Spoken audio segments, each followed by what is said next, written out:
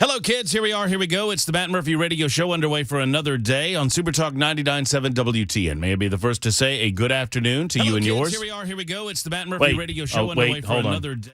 You know what I did? I screwed up. There goes our perfect show already. Definitely not my fault. No, that was on me. That's my bad. Anyway, underway for another day. Thank you for being with us. Thank you for spending some time with us. Whatever amount of time you give us, that's up to you. We have full 3 hours of what I hope to be talk radio excellence, and I've already failed in that regard. Members Nutrition Super Text line is up and running, 615-737-9986. 615-737-9986. You're invited to participate in the proceedings. You can either do so by the Members Nutrition Super Talk text line, or you can give us a call at the same telephone number and turn a monologue into a dialogue. Always appreciate you doing that. We've lots to get into today. As you might expect, there's much in the news. We've got an update on the boat that drove into a pier, a piling, a bridge, and knocked the bridge down there in Baltimore, Maryland. A lot of suggestions that maybe there's more to this story than originally appeared with regard to it being accidental in nature. We'll update you on that. Sam Bankman-Fried has now been sentenced to prison. We'll tell you all about that coming up just a few minutes from now. We have an update on some of the secret recordings that were being made.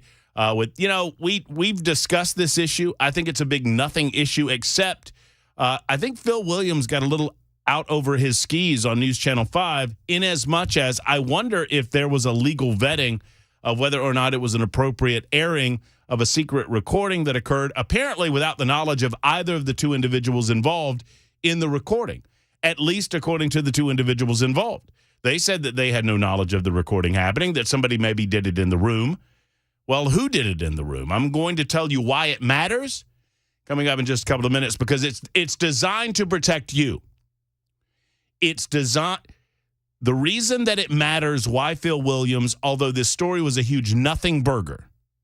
Ooh, lobbyist says they're going to lobby for a different candidate if said politician does not do what the lobbyists want them to do. I mean, happens every day in political world. Every day in the political world. If you don't think the Tennessee Education Association is lobbying hard for every single lawmaker in the state of Tennessee to vote against the Freedom Voucher Program, you're wrong, because I assure you they are. And they will do anything and everything and say anything and everything to try to get the votes to prevent the parental choice bill from moving forward. Now, you can decide for yourself where you are on the legislation. That's not the subject. The subject is what lobbyists do and how they do it, and what is in bounds and what is out of bounds. I don't think anything was presented out of bounds by this recording that we've talked about over these last several days. That said, it might have been out of bounds that News Channel 5 aired the recording if we believe Todd Warner in his assessment of how the recording happened. Because if that's the case, then that means that Phil Williams obtained it from a third party that did not let the parties know that they were being recorded, and that, my friends, is illegal in the state of Tennessee. And it matters because you don't want to be a party to a recording that you're not aware of. Somebody has to be aware that the conversation is being recorded that's participating in the conversation, and it does matter. So we have new details on the Baltimore bridge collapse. We have some new details on what happened moments before the ship hit the bridge. The big question is what caused the electronic issue on the ship itself, and we don't really have a lot of answers for that. Mexico has a few things to say about the United States of America with regard to who died on the bridge itself, and I have a few things to say back to the Mexican president a little bit later on today, so we'll do that as well. Obviously, take your telephone calls, and we're loaded up, so if you want to get them in, if you want to get commentary in, do it early or do it late, because we have Steve Bramwood stopping by at about 12:35 this afternoon during the Libertarian lunchtime hour. That's coming up in just a few moments. We've got Sapicki in his normal spot. He will tag team with Cameron Sexton. The Speaker of the House of the state of Tennessee will join us to talk about the fate of the school choice legislation, or the Freedom Scholarship Program legislation. That's in the 1 o'clock hour, and we're excited about having that conversation. You on the phones, as always, 615-737-9986, 615-737-WWTN. I encourage careful consideration and patience, especially nowadays when it comes to something like what happened in Baltimore. I don't know what caused what happened in Baltimore. I would not be able to tell you how to manipulate or operate a big ship like that, a cargo ship like that, on a bet. You could lay $1 million in front of me. And I don't know that, well, maybe given enough time and training, I could possibly do something with it.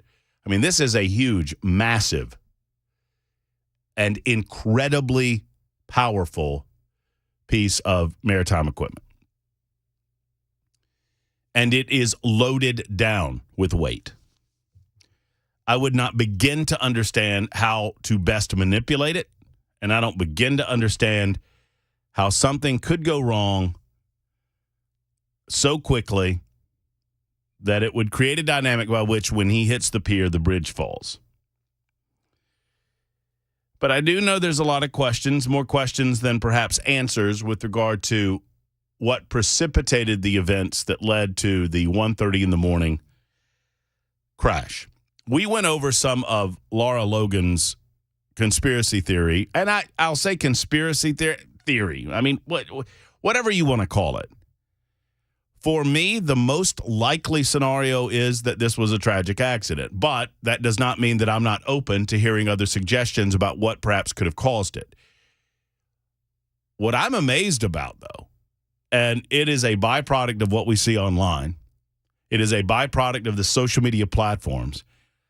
I was talking yesterday to someone, and we were discussing what social media has brought and what social media has brought both positive and negative, what the internet has brought both positive and negative. I'm on the record as saying that on balance, I would shut the internet down. If you gave me the ability, Murphy, you need to decide whether or not you believe that the internet has been an overall positive or an overall negative in society, not just American society, but in world society. And you get to decide whether or not you have to make one or the other decision, keep it open or shut it down. And if I can't piecemeal it, I would like to piecemeal it. I would like to shut down certain aspects of it and keep other aspects alive. I know that we're not there, and thankfully no one has that decision-making authority because I do believe that would be an anti-freedom type deal. But on balance,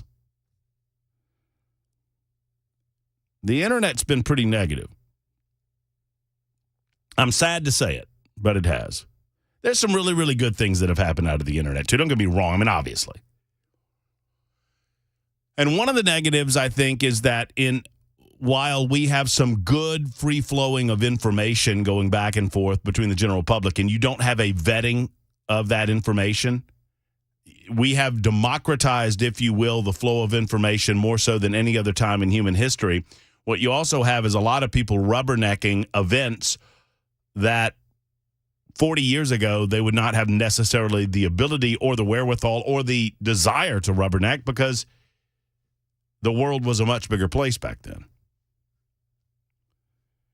Today's the world doesn't seem to be that big. I remember when this happened for me the first time. I remember, when was remember the nuclear disaster in Japan? The Fukushima disaster. When was that? 2008, 2009, wasn't it? Something like that. Give me a fact check on it, Bill K.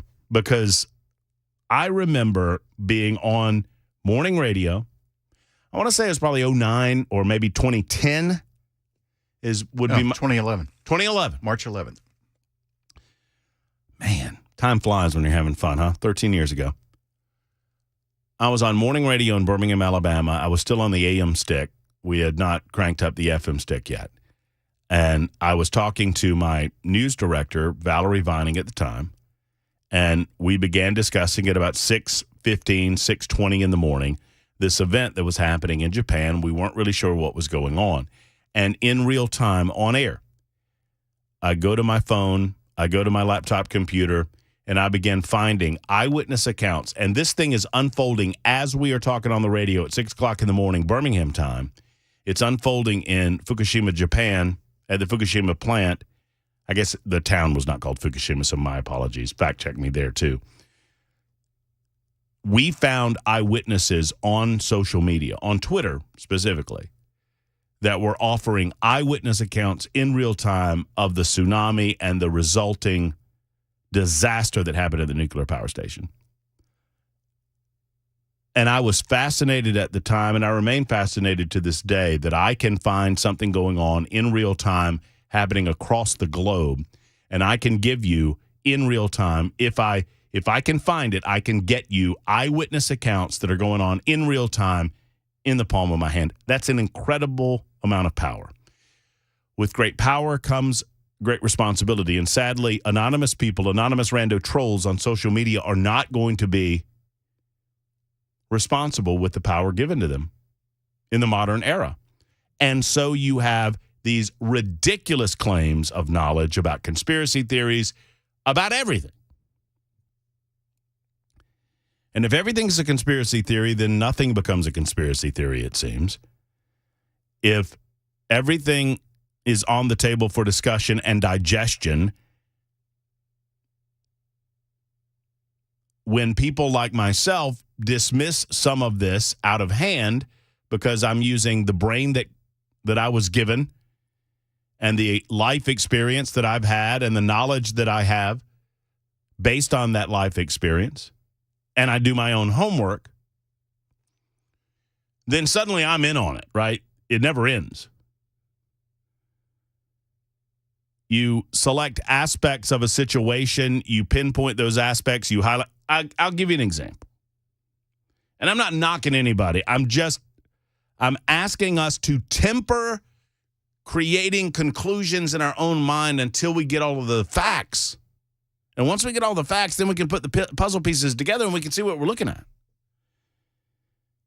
There might come a time when we all decide as we gather these facts that, yes, indeed, something went down that was intentional as opposed to accidental. Or we might decide the other. But what I see, and the frustrating part about online theories, you can call them conspiracy theories if you will, is that it seems that once people decide that they know, you can't move them off that.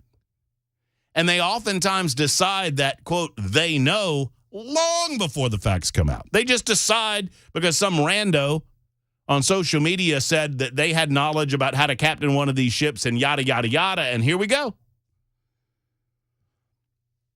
Once you reach a conclusion, you can highlight those things that will lead people to the same conclusion. You can dismiss everything else as a head fake, and you have yourself a conspiracy theory. I mean, I could sit here and explain to you why we never landed on the moon. And I could probably, in about 10 minutes or so, convince some of you that we never landed on the moon. That doesn't mean that we never landed on the moon. It means that there's a way for us to do that. So when you start with the, well, sources say, or I know, or someone told me, I'm suspicious automatically. Now, all of that said, do we in modern society have reason to be suspicious of the official accounts of events happening right before us? Of course we do. We've watched it in real time. The saddest part about where we are as a society, especially as it pertains to news and information, is that we don't feel like we can trust anything. I took the line from the late, I almost called him the late great. He's late great in terms of his radio career, but Neil Bortz, who's still around, Neil Bortz often said, and I've often said it as an homage to him, don't believe anything that I tell you on the radio. Occasionally, I will lie to you just to keep you on your toes. You use the sense that God gave you, and you do your own homework to figure out what you know to be true. Why would you accept something that some dunderhead on the radio? So, consequently, why would you accept something that some dunderhead on social media said? And sadly, we're at a point now where I don't say that very often anymore because I don't accept anything that come from official accounts anymore. It's just where we are. We have become more suspicious of news and information as a society than I think we've ever been, certainly as long as I've been doing this job. There was a time when something came down from the FBI and I believed it. There was a time when something was said to us by the CIA and I believed it. Now, maybe I was being naive back then, or maybe they were being a little less partisan and a little more honest back then, or maybe it's a bit of a combination of the two. But in a void of trusted sources, in a void of individuals or institutions that we trust, conspiracy theory is born. And so, we've got a lot of different theories about the bridge collapse, including cyber attacks on American infrastructure by foreign entanglements, ship captain impaired in some fashion. I've seen the theory that the captain had a COVID-19. This is a theory, Bell. Have you seen the COVID-19 one? Well, I've seen a lot of them. Which one specifically? That he was vaccinated and he had a cardiac event related to the vaccination, specifically related to vaccination. No, I don't. That one can't be true because I know that the members of Al Qaeda refused to allow themselves to be vaccinated. Well, there you go. So that good for you. Way to go. Thanks. Not going to stop the conspiracy theories, though. There are also claims that Israel was. There's simultaneous claims that Israel was responsible for it, and the Palestinian/Hamas organizations were responsible for it. We've seen a lot of cyber attack theories. I'm not here to tell you that any of you are wrong, but I promise you that none of you know that you're right. None of you know that you're right. And I hear a lot of that, too. Well, I know it's this way because of X, Y, and Z. Well, I know that since there have been ships, there have been shipwrecks. I know that. That's where I start. Have there been shipwrecks before? Fact check. True. There have yes, been. But none of them have ever hit a bridge.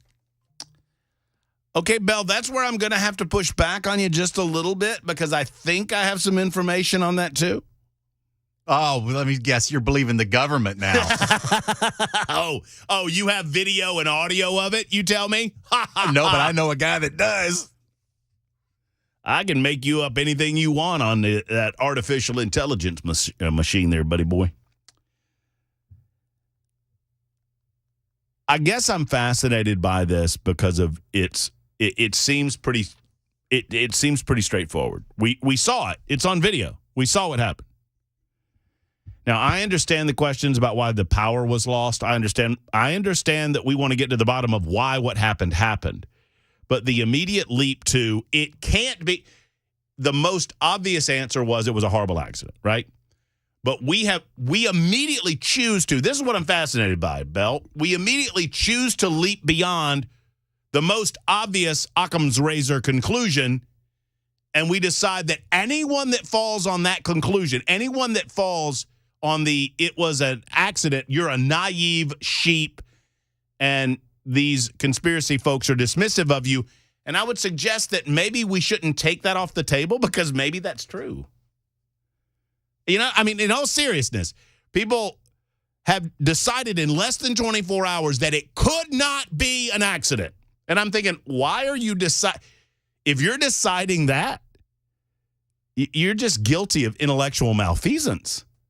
Doubting the government is probably one of the smartest things you can always do. Correct. But that doesn't mean they're always lying to you or always wrong. And it doesn't mean that it's always a conspiracy. Sometimes an accident's just an accident. It's 12:23. That gets the show started on Super Talk 99.7 WTN.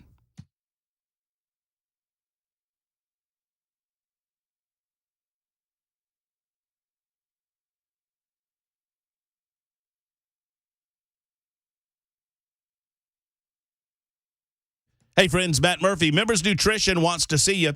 You can find them online at membersnutrition.com. More on that in a moment, membersnutrition.com. The basic premise is simple, that Jeff and his team recognized that vitamins and supplements are very, very important. You probably already know that. Maybe you take some yourself. They also recognized that they were overpriced in the big box stores. And if you pick up some of the vitamins and supplements that you see in the big box store, and you know the stores I'm talking about, if you pick those items up and you look at where they were made, most times it does not say made in the United States of America. I can't say every time, but most times it does not. Well, Jeff believed that he could get us a product through Members Nutrition that is less expensive than we experience in the box stores and is made right here in the good old USA. So you can trust what you're putting in your body, and you can trust that you're getting the lowest price around. Plus, right now, if you go to Members Nutrition, whether it's the Daily Defense Cleanse, maybe it's a men's health vitamin, a women's health vitamin, a relaxation or energy, whatever it might be, you're going to get it for 50% off the already low prices. It's an introduction to Members Nutrition. It's not going to last forever, so go over there and take advantage of this. You'll get 50% at checkout. You don't have to put my name. You don't have to put anybody's name. You don't have to put any code. They're going to give you that discount at checkout as a thank you for all of you listening to me. Go to membersnutrition.com. That's membersnutrition.com. Check them out, and I encourage you to buy. I know I do. Membersnutrition.com.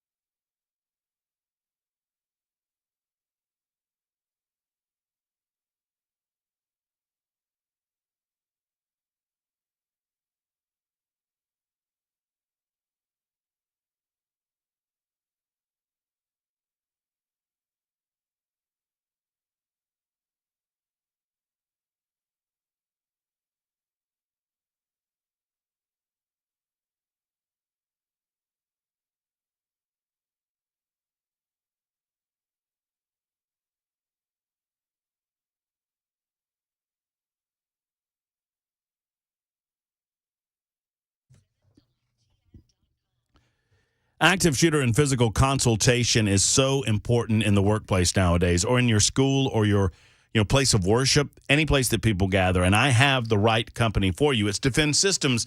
I've talked to Brink quite often on this show. Brink is a great guy. He has almost 20 years experience with the Metro Nashville Police Department. He left the police department to start Defense Systems. It is an active shooter response training facility. It is a life safety and security consultation firm based right here in Middle Tennessee for a dangerously developing world. So if you're looking for site surveys, if you are a decision maker at a school, at a church, at a place of business, or any place that people gather, you owe it to yourself to contact Brink. Let him look over your site. Let him talk to your workers. Let him go over the workplace with you.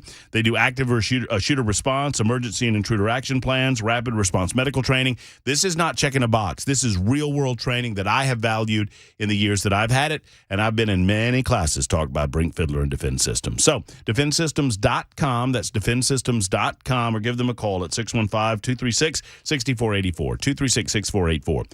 Hope is not a plan. The likelihood of you experiencing one of these things, I just want to be clear, especially in the aftermath of the anniversary of Covenant, the likelihood of you experiencing this is incredibly low. Incredibly low. Remember that. But it's not zero. Remember that. Hope's not a plan. It's time to get trained with Defense Systems. I got people freaking out all over the joint. I got people freaking out. I've completely overbooked the show. That's okay, though. That's all right. We're going to make it through together. You failed in many more ways than that this morning. Well, that's true. I failed in a number of ways. One, I've got people freaking out because I said that if I were king of the world, I would shut down the internet. But I would. I'm just being honest with you. Abramowitz does not have his microphone on. Don't turn it on yet. Don't let Abramowitz run the show. He's not on yet. Although we see him over there. Oh, look. Oh, we see you over there, though. If I was king of the world, I would make Star Wars required watching at least once a month. Well, the premise behind my take on the internet is that I am not, nor will I ever be king of the world. I'm just telling you how I feel about it. I understand the benefits that the internet's brought the world. I get it. I also understand the downside. And from a societal standpoint, I promise you, it's going to ruin us. Now, setting that aside for a moment, I've also failed in a couple of other ways. I have failed to tell you that today's episode of the show is 541. You can find us on, of course, the radio. You can find us on a variety of streaming platforms. You can also find us on Supertalk TV, YouTube, Facebook, Twitter, Twitch. Headless Bell chooses not to participate on Supertalk TV. Steve Bramwood is participating on the television side. I'm participating. And today's episode is entitled Matt Murphy, fresh off his arrest for expressing political opinions. Send memes, make calls. Libertarian lunch. I can't confirm or deny it. There's your I just confirmed it. Well, I'm not confirming or denying. You don't need to. I just did. Okay, very good. I got your back on this one. It's done did. Steve Bramwood. Hello. What's going on? My voice is gone. That's what's going on. Is this being recorded? Because I don't consent if we end up on Channel 5. I was listening to you on the drive-in, and we are recording this. Okay. But I'm aware that we're recording this, and you don't have to be if I am, because I'm one of the parties involved. Right. One party consent. If neither of us were aware, I'd still be recording it. And Bell was recording it, then Bell would be committing an illegal act. Is there a two-party consent state? Does that exist? There are some. Yes. Yeah, I think California's a two-party consent state. I think New York is, if I'm not mistaken. So what if they applied that to something like sexual assault? And you said, well, one party said it was okay. What's the difference? Probably not a good idea.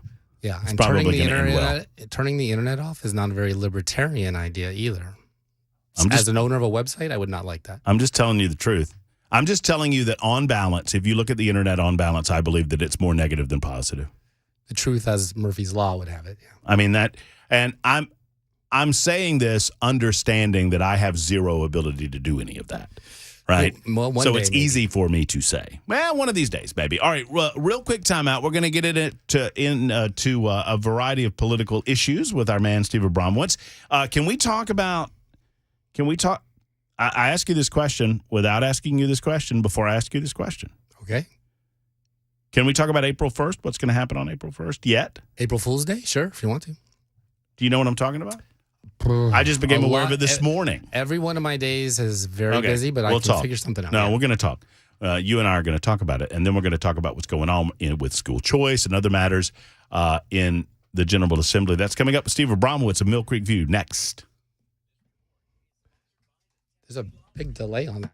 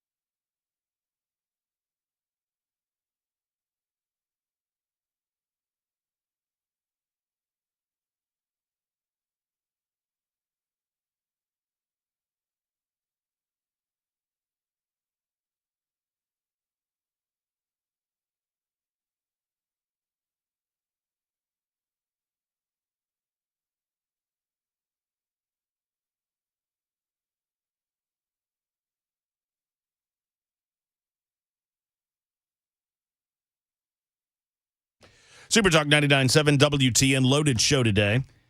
We have Sapicki and Sexton as a duo in the 1 o'clock hour. I've got a good friend of ours, Abby Elks, coming by to give us an update on something that she was working on. We had Abby on, before the beginning of the year. I think it was back in November. September? Yeah. Man, time flies. Anyway, Abby's back in studio. We'll get her on in just a moment. Steve Bramwood is with us right now of Mill Creek View. I want to start here. There's a big announcement. Have you made it yet?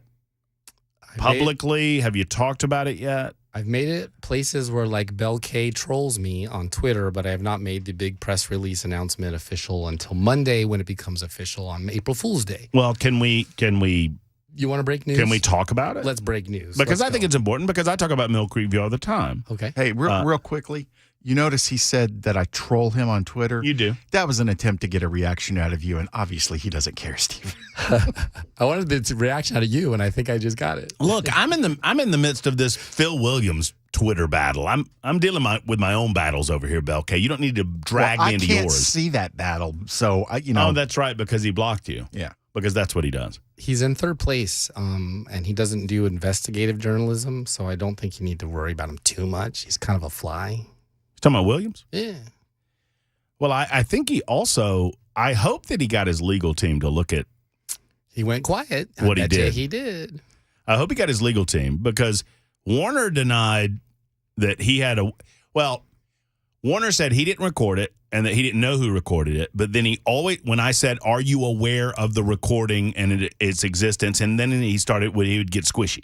Until people are under oath, it doesn't make a difference. But Right. he has hopefully media liability insurance, which he threatened me on. And what was the other thing that he did? Oh, he posted on his own Twitter that he loves secret recordings. So unless he's the Pentagon Papers or Watergate, he better have a lawyer.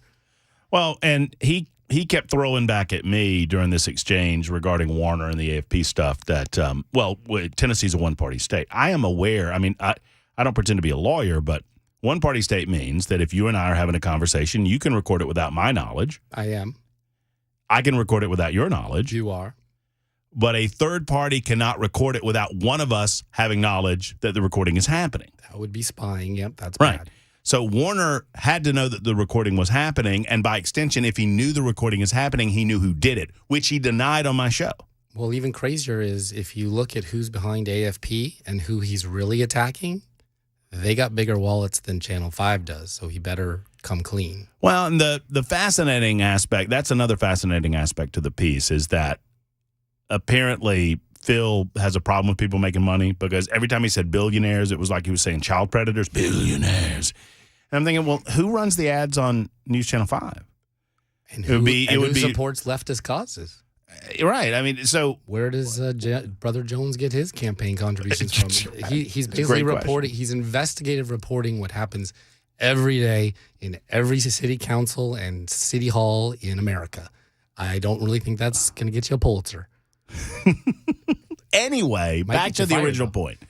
So you've been known these many years on the Matt Murphy Show and by extension everywhere else as Mill Creek View, Tennessee. But that's going to change Monday? Yeah, it's going to be called Heartland Journals Tennessee Podcast. There will be a Heartland Journals Murphy's Law segment. It will continue on as is. I just don't have the newspaper in Washington State anymore, so I can focus nationally and mostly on Tennessee with anything I really want to. Heartland Journals. See, this explains a lot because your Twitter is already called that.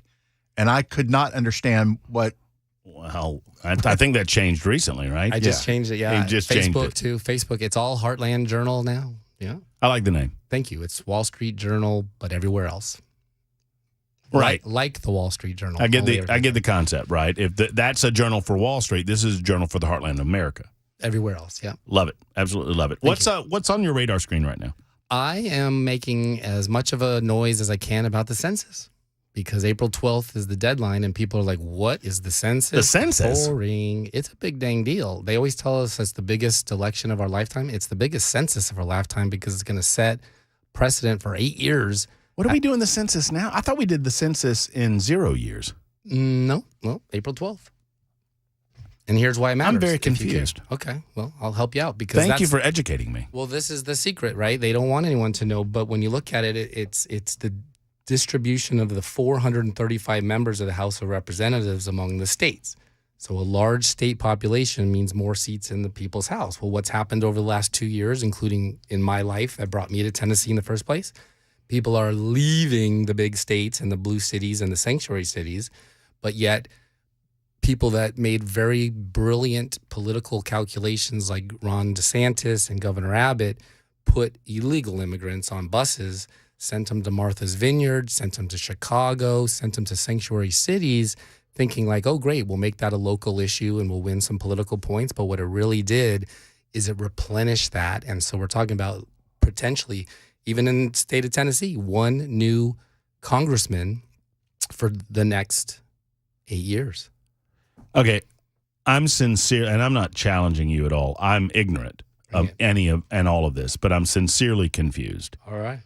I thought that the United States Census, that we engaged in the census on the decade years, 1980, 1990, 2000, 2010, 2020. It's 2024, so I'm genuinely confused. Well, it exists. It's always there. I mean, I understand it's a survey, but it sets the next 8 years. And Are you sure? Yeah. My receipts, I bring them all the time. Look, everybody on the phone. Google it, Census 2024. And so I understand that they engage in it every year. What I'm saying is every year. To set for 8 years. No, for 10 years. Maybe I'm looking every 10 years, the United States Census, this is from census.gov. Every 10 years, the United States Census Bureau conducts a census to determine the number of people living in the United States of America. The U.S. Census Bureau conducts the census in years ending in 0 on Census Day, which is April 1st. The data that I'm reading from census.gov. Yeah, I'm at census.gov too. The data that respondents provide are solely for research purposes and are personally identifiable information will never be released to informa. The Census Bureau will not produce. Just very confused. Bureau prepared for the 2030 census. This is the numbers for the 2030 census. But planning the 2030 census is already underway. The 2030 census will count residents of the United States in the 5 U.S. territories and mark the 25th population count in the United States. The first was in 1790. Yeah. Please complete the survey as soon as possible. Your response is due by April 12th, 2024. I'm not doing any of that. Well, that's the problem. I had the mayor from Cool Springs on, the fastest growing city in the state, 10th in the country, and they're having a very hard time getting people to actually do it. And the reason is because Big Brother, the conspiracies that, oh my gosh, they're going to come for me if they know that I live here and do I have guns and all this other terrible stuff, which is true. But in the meantime, because it's not a citizen count, it's a head count. And that's where I'm talking about is that the blue states and cities will get representation in Congress that they don't deserve because the citizens have left. I'm not trying to harp on this, but I need to get to the bottom of whether this is an official count or is this a preliminary count, because it's my understanding the official counts happen on 0 years. That's right, but they have to come up with their information so that they can do their reapportionment for the population. So 435 representatives are on a little different calendar than the actual census. When the census is actually a done deal in 2030, it's too late. I'm totally confused about why you're saying that the count this year is going to count to 2030. It's that. So, okay, let me try to explain a little clearer. So they do work all the time to prepare for the census. Once they get their numbers, that's when they do their proportionment for elections. Right. There are elections between now and 2030. Yeah, I understand that. That's why Senator Haggerty put out that vote that said, we want to make it a citizen only. I agree with that too. And it failed because 100% of the Democrats said no. I wonder why. Because they're the ones receiving the sanctuary city folks that are not citizens, but they count as population. No, I understand. Keep their congressman for this year and 2 years from now and 2 years after that. I understand that the liberals love the fact that you have a flood of illegal alien activity coming across the border because they feel like they can get reapportionment to favor their states. They can get more representation in the bluer states and then begin the process of using Washington, D.C. to citizenize these illegal aliens that are in the United States of America. Once they do that, then they accomplish their presidential aspirations. I understand all of that. And you're not wrong. The last census was 2020. Right. But in between now and 2030, that's when they start counting. So they'll say 20. I don't think they count in 2024 for 2030. That website you're looking at has a deadline of April 12, 2024 for the numbers that are current. I remember when this happened in 2010, and I refused to participate in 2010 because of the census lady. This was a radio bit that I did. I said, I'm not going to be counted, so know that the census count is wrong. And they would come to my house, and everybody was like, oh, my God, you're going to affect apportionment in the state of Alabama, and it's going to be awful. And they were on me. They were very angry at me for doing this. I thought it was very funny because every time the people came to my house, I refused to answer the door. I had video of my refuse, and I got all of these notes attached to my door from her name was Shakita. Because I remember it was like the banana. And she was very, very upset. And she finally caught me cutting my grass in the front yard the 5th time that she came to my house, engaged in the U.S. Census. Because I remember this because there was such a push to find census people that would go out and do the canvassing of the streets. I don't hear about any of that right now in 2024. That's because that's not this.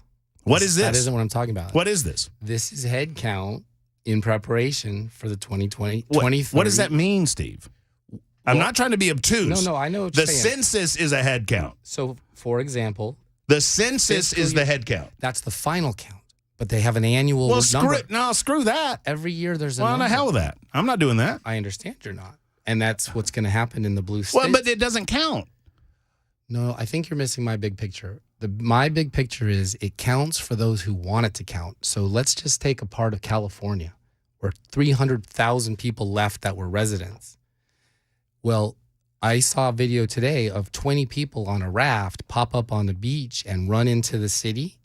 If those are illegal immigrants, obviously, a census counter could say there's 20 more people in California. But why are we sitting here accepting that? That's garbage. I wish we weren't. That's why I'm on the phone right now saying if you're a citizen, you might want to actually pay attention to this count because I'm not going to participate in something that is illegitimate. But you are legitimate. No, the Constitution does not require me to participate in the census except on even-numbered decade years. And I'm not going to participate in a 2024 census when it is illegitimate. Well, there will be two. That's my take. There will be 2 midterm elections between now and 2030. And they don't matter to this to any of this that happened. The 2020 numbers matter. They do. Because no, they don't. Okay. Tell me how they matter. The same way they reapportioned District 5 for Andy Ogles. They're not going to reapportion anything based on anything that happens in 2024. I assure you. I'm 100% on this. It's every year thing. Like they're keeping up with population numbers, but none of this has anything to do with congressional apportionment. I promise you that I'm 100% on that. Well, okay. Well, they're not going to reapportion we'll talk about this again in 2020. They're not going to reapportion in 2026 based on numbers that they get in 2024. They did that in 2020. That was for 8 years. Yeah. Right. So 2028. Yeah. No, it's a 10-year cycle, but they ramp it up because it takes them 2 years to conduct the census. Right. So they didn't finish it until 2022. Okay. So they crank it back up in 30. I don't mean to argue about. I really don't mean to argue about this. No, but the final numbers will be 2030. I'm not arguing that. But the count that they're doing in 2024 matters. It has zero impact on what's going to happen in 2030. I assure you. What about 2027? 2024? I don't mean. I think it's neither here nor there. I have a difficult time agreeing to do what the government is asking me to do when it is not required by the Constitution and it's not set in stone anywhere that I have to participate in any census in 2024. Okay, and your point is, that's fine, and that's the problem in Cool Springs, like I was telling you about. I talked to the mayor. And who's the mayor of Cool Springs? His name is. He was on my show, and I'm blanking all of a sudden. No, it's all good. I just don't know. His name is. I didn't know. Jim Hageman. I didn't know Cool Springs had a mayor. Jim Hageman. Yeah, it's the fastest growing. It's number 10 in the country. Okay, so point is, they're having a hard time getting the consensus because people like you over the last, however old you are, 45, 50 years, don't want to do it because of, like you said, it's an inconvenience. It's stupid. I don't want to do it. However, this time is different. No, it's because it's not constitutional, Steve. Okay, fine. But in the meantime, the government doesn't get to know about my business in 2024. And I'll give you that. But in the meantime, we have an illegal invasion of people that are not citizens and never will be that are being counted in apportionment for congressional leadership of the 435 total. They are going to negate you by just being a head count that was counted, whereas you are not counted. So let's just say you live in a libertarian society. You're going to be disenfranchised by a far left progressive sanctuary city that has a illegal person counted in your place. You're a 0, they're a 1. How? I just told you. It's not a citizen count, it's a head count. I understand that. How am I going to be disenfranchised? Those numbers are for research. Those numbers are for research purposes only. Because your congressman will not represent you. They will be representing somebody who is here illegally. Congressional districts are reapportioned based on decade census. That decade census count is happening in 2030. Which is, assuming that they don't deport everybody, is going to have the same problem I'm talking about. So if you're in that number, I'll participate in the official census. I understand. That's what your point is. But in the meantime, there will be tell me the ramifications of not participating in this in 2024. My argument is you will be not counted, whereas an illegal will be counted. Okay. So what? That gives them more appropriation than you, a citizen, get. Where? In the official numbers. Where? In the survey. In the survey? Yeah. That doesn't count toward the official census? Not the 2031, but there are things that it does deal with now. How? I'm sincerely asking you, what does it matter? There are 14 to 15 congressional seats in the U.S. government, in the U.S. Congress, out of the 435, that are going to be apportioned to cities and areas or districts that don't deserve them between now and 2030. It is my understanding, and I could be wrong, Steve, that there is no apportionment that happens between 2020 and the census there and 2030 and the census there. There's gerrymandering. They've done it. They just did it in District 5 with Andy Ogles. That was based on the 2020 census. Okay, so there you go. They took them 2 years to do the census, and they reapportioned it, and they got it settled by 2022. That doesn't happen again until 2030. What you're saying is that there's nothing that's in this survey that's going to affect now. I don't. That's what I hear you I'm saying. beginning to not care about any of this. It's going to matter even more. I'll have to prove it again. I will bet every dollar in my bank account that the 2024 census is not going to matter toward congressional reapportionment.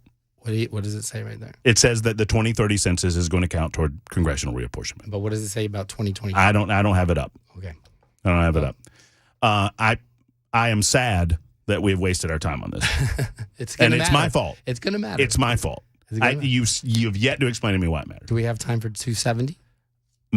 Maybe. 53 after the hour. Super Talk 99.7 WTN.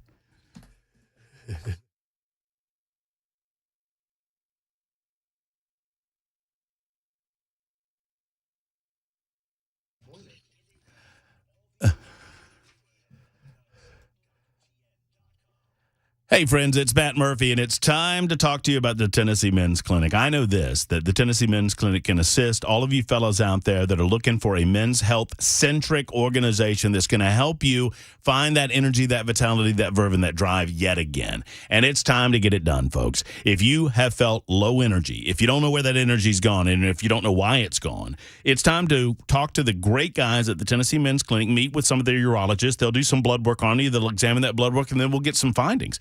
Are the T levels where they should be? Are the other levels in your body where they should be? Whatever it might be that you're looking for with regard to energy and drive and getting to the gym, gains in the gym, working outside in the yard, whatever it might be, the Tennessee Men's Clinic can assist you. It's TennesseeMen'sClinic.com. That's TennesseeMen'sClinic.com, or give them a call at 615-208-9090, 208-9090.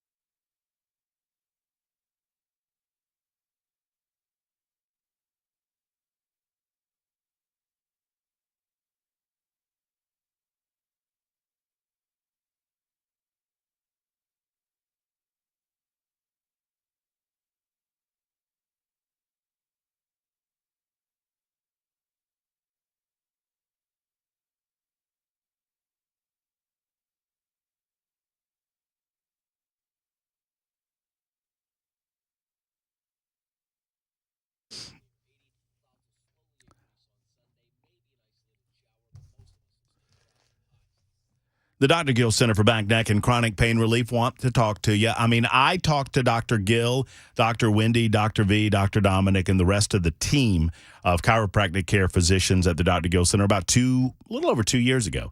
When I first came into town, I tried to figure out who was best to service my back because I had some pain. I was popping pills. I did not want to. These were over-the-counter medication, but I didn't want to pop pills. They alleviated my upper neck pain. My lower back pain is A-OK right now, too. Thank you to the Dr. Gill Center. So if you have back pain, neck pain, knee pain, hip pain, elbow pain, anywhere it hurts, and at some point in your life it will, then I encourage you to go to the Dr. Gill Center. It's much more than just chiropractic care now. They do soft tissue with their red light therapy, their Class 5 laser system, all designed to pinpoint pain in the body and to alleviate that pain without the need for pills, needles, or surgery. That's what it's all about. The Dr. Gill Center, 615-882-4838, 882-4838. Give them a call today.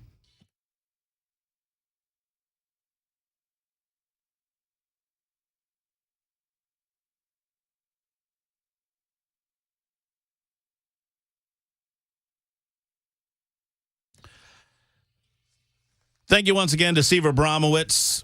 I will say he's still of Mill Creek View until, I guess, Monday when the official name change happens to Heartland Journals. We appreciate him. We've got Scott Sapicki coming up a little bit later on this hour. We have Speaker of the House Cameron Sexton coming up a little bit later on this hour. We look forward to that. Thank you, Mr. Sapicki. He is here, President accounted for, ready to go. He's going to help me out with the census talk. That's coming up. But more census talk in 20 minutes. Or don't go anywhere. I promise we'll make it interesting. This is going to be a wonderful follow-up to a story that we first covered for you last September. If you were a part of it, you might remember the name Abby Elks. She is a youngster, a junior in high school. We were just talking off the air about some of her future plans, but she communicated with me. She reached out to me, recognizing that I had a passion for animals, that I love. I love our four-legged friends. I like to say I love dogs more than people because they deserve it, which I think they do. And Abby also has a passion for animals, and she told me about her passion for the Paws event that is soon to come. And she's back to tell us about the update and what's coming up, not this weekend, but next weekend. Abby Elks joins us in studio. Hey, Abby. Hey, everyone. So I'm so excited about this. I absolutely love animals. I have a passion for animals. I agree with Matt Murphy. I like animals more than people sometimes. Mm-hmm. Like, my dog is my best friend. And what's your dog's name? Daisy. Daisy, yes. Yeah. I talked about a little bit Daisy last time I was on. How old's Daisy? 5. She's 5. Okay. What kind of dog? You've told me, but I don't remember. She's a standard poodle, but okay. I love her. The only kind of poodle in my estimate. I had a poodle when I was a kid. Mean. Peppy. Mean. No, I love my poodle. Anyway, so you've got Daisy. Yes. And you wanted to do something for animals that need adoption. Yes. I hate when, those sad commercials come on and they're like, adopt this dog. They're upset. They're sad. I hate those. And so I just want to make sure all people have a best friend like I do and animals have a good home. And so I have made it a priority this year for me to help as many animals get adopted as we can. And that is the goal for my adoption fair on April 6th. So April 6th is next weekend, and it is the date of our adoption fair. So far, we have 7 shelters coming, and they're supposed to be bringing 5 to 10 animals each. So we could have about 70 animals there that are looking for a great home. And not only is it dogs, but there's cats as well. So if you're not so much as a dog person, there will be kittens there. There will be cats there. So if you want a little baby, get you a little kitten. But if you want something a little more mature, there's going to be cats there too. Mm-hmm. But same thing with dogs. There's going to be puppies, adult dogs, and dogs of all types of breeds. Mm-hmm. Mm-hmm. But that is April 6th. Tell where it's going to be. It's going to be at Davidson Academy in Nashville. The address is 1414 Old Hickory Boulevard. It's my school. I love my school. Yeah, I love my school. Yeah, no. Promote your school. Tell us about Davidson. That's been a great education for you, huh? Yes. DA it's been great for me. It's pushed me academically, but it's also to the point where if I need help, I can get help. Mm-hmm. They're not just going to push you and push you and push you to the point where, like, you can't do it. They have so many different resources for if you need help with something, they're more than welcome to do that. My math teacher has been great with this.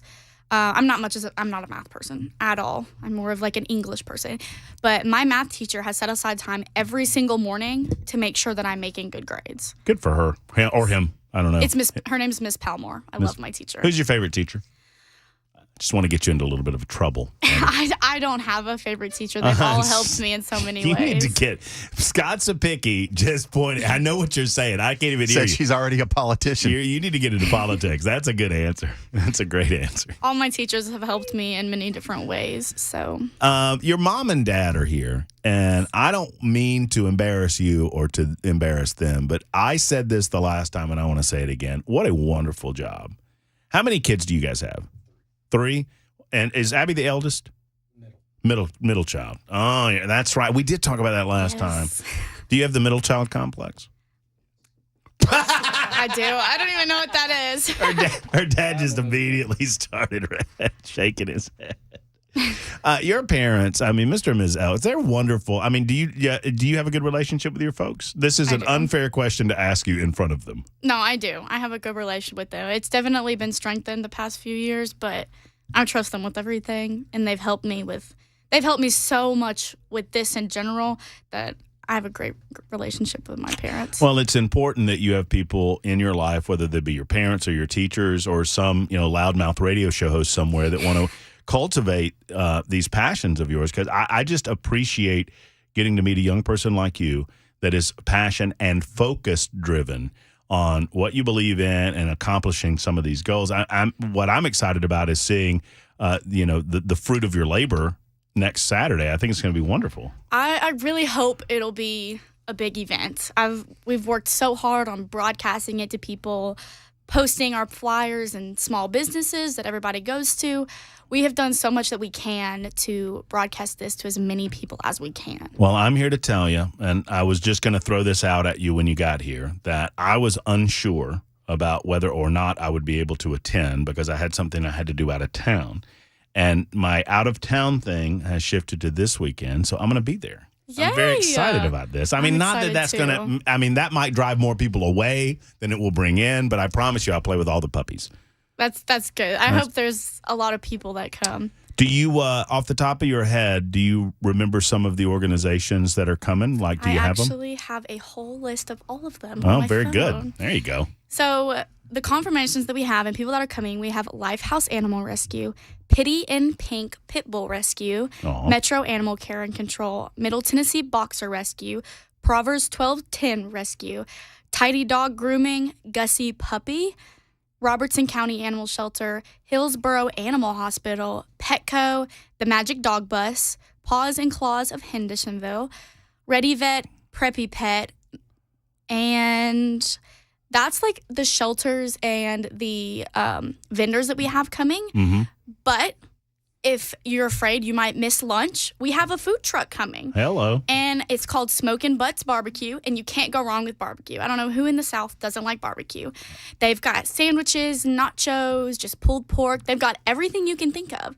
So shout out to Smokin' Butts Barbecue, but they will be there, so don't be afraid about missing out on lunch. And also, you want a sweet treat? Kona Ice will be there, so you can't go wrong with Kona Ice. I'm not going to interrupt you in the middle of your pitch. I love you. I love the pitch. I love everything about it. So what time does it start? It's going to be April 6th from 10 to 3. Vendors will be there around 8:45 to set up, and it'll end at 3, and they'll be there till about 4:30 or 5. So if you can't make it there until 2:30, don't worry, we're not going to push you out. Mm-hmm. Go ahead, do your shopping, find you an animal that you love, and then as soon as everybody leaves, we will close out for the day. And the places like Proverbs and some of the other organizations that are bringing dogs, they're adopting on site, and they'll vet people on site and do what they do. I mean, they all have their own process and procedures and whatnot. So there are some animal shelters. I know Metro Animal Care and Control, they don't do off-site adoptions, but you start the application process and the adoption process there. You can do that at the adoption fair, but for some of the shelters, you will not be walking home with a dog or a cat. You would have to go pick it up from their facility and meet them there. Well, in some facilities, and I know I experienced this in Birmingham. I've not adopted here in Nashville, but I know some facilities require a home site inspection. And a lot of people get, their dander up when they say home site inspection. These are, animals that you're going to put down if I don't. And I explain it simply as this: they don't want to get them back, and they want to make sure that they're in a forever home as opposed to putting them from a bad situation into another bad situation. They're doing it for the animal. They're just trying to do it for your benefit and for the animal's benefit. And all of the shelters that are going to be here and that we support are no-kill shelters. So all of the animals there have been well taken care of. Recently, me and the officers in the Passion for the Paws, we went and we toured Robertson County Animal Shelter, and were able to give them a donation. Oh my gosh, they did such a great job with their animals. Their animals, they were bathed, they had clean facilities, they had plenty of food. We got to see, like, go into their storage place to see, like, if there was anything we can do. They have a little vet clinic in their shelter. So if an animal gets hurt, right on the spot, they're able to get there, help the animal. And if it's something, like, big that they can't handle there, they take it automatically and go to a clinic. But we support the non-kill shelters and the people who support the animals and don't just put them in a shelter and starve them. We don't. We support those who are helping the animals. Abby, you've done all of this? Yes. This Not by is myself, kind of, last September, it was kind of like one of those things where you had all of this planning ready to go. You had just a couple of pieces in place. You kind of had a date in place, and to talk to you now, and you've managed between September and now to make all of this happen. Congratulations. Thank you. It's pretty good. What we need to do is make sure that people get out and adopt some animals. Yes. That would be the ultimate reward for all of your hard work. I hope a lot of people come out, but God's will happen, and if a lot of people come, then a lot of people come. But all of the shelters that are there as well, again, they can't bring all of their animals due to the numerous amounts that they have. If you're not feeling connected with an animal there, they will have bios and pictures of all of the animals in their shelters in general.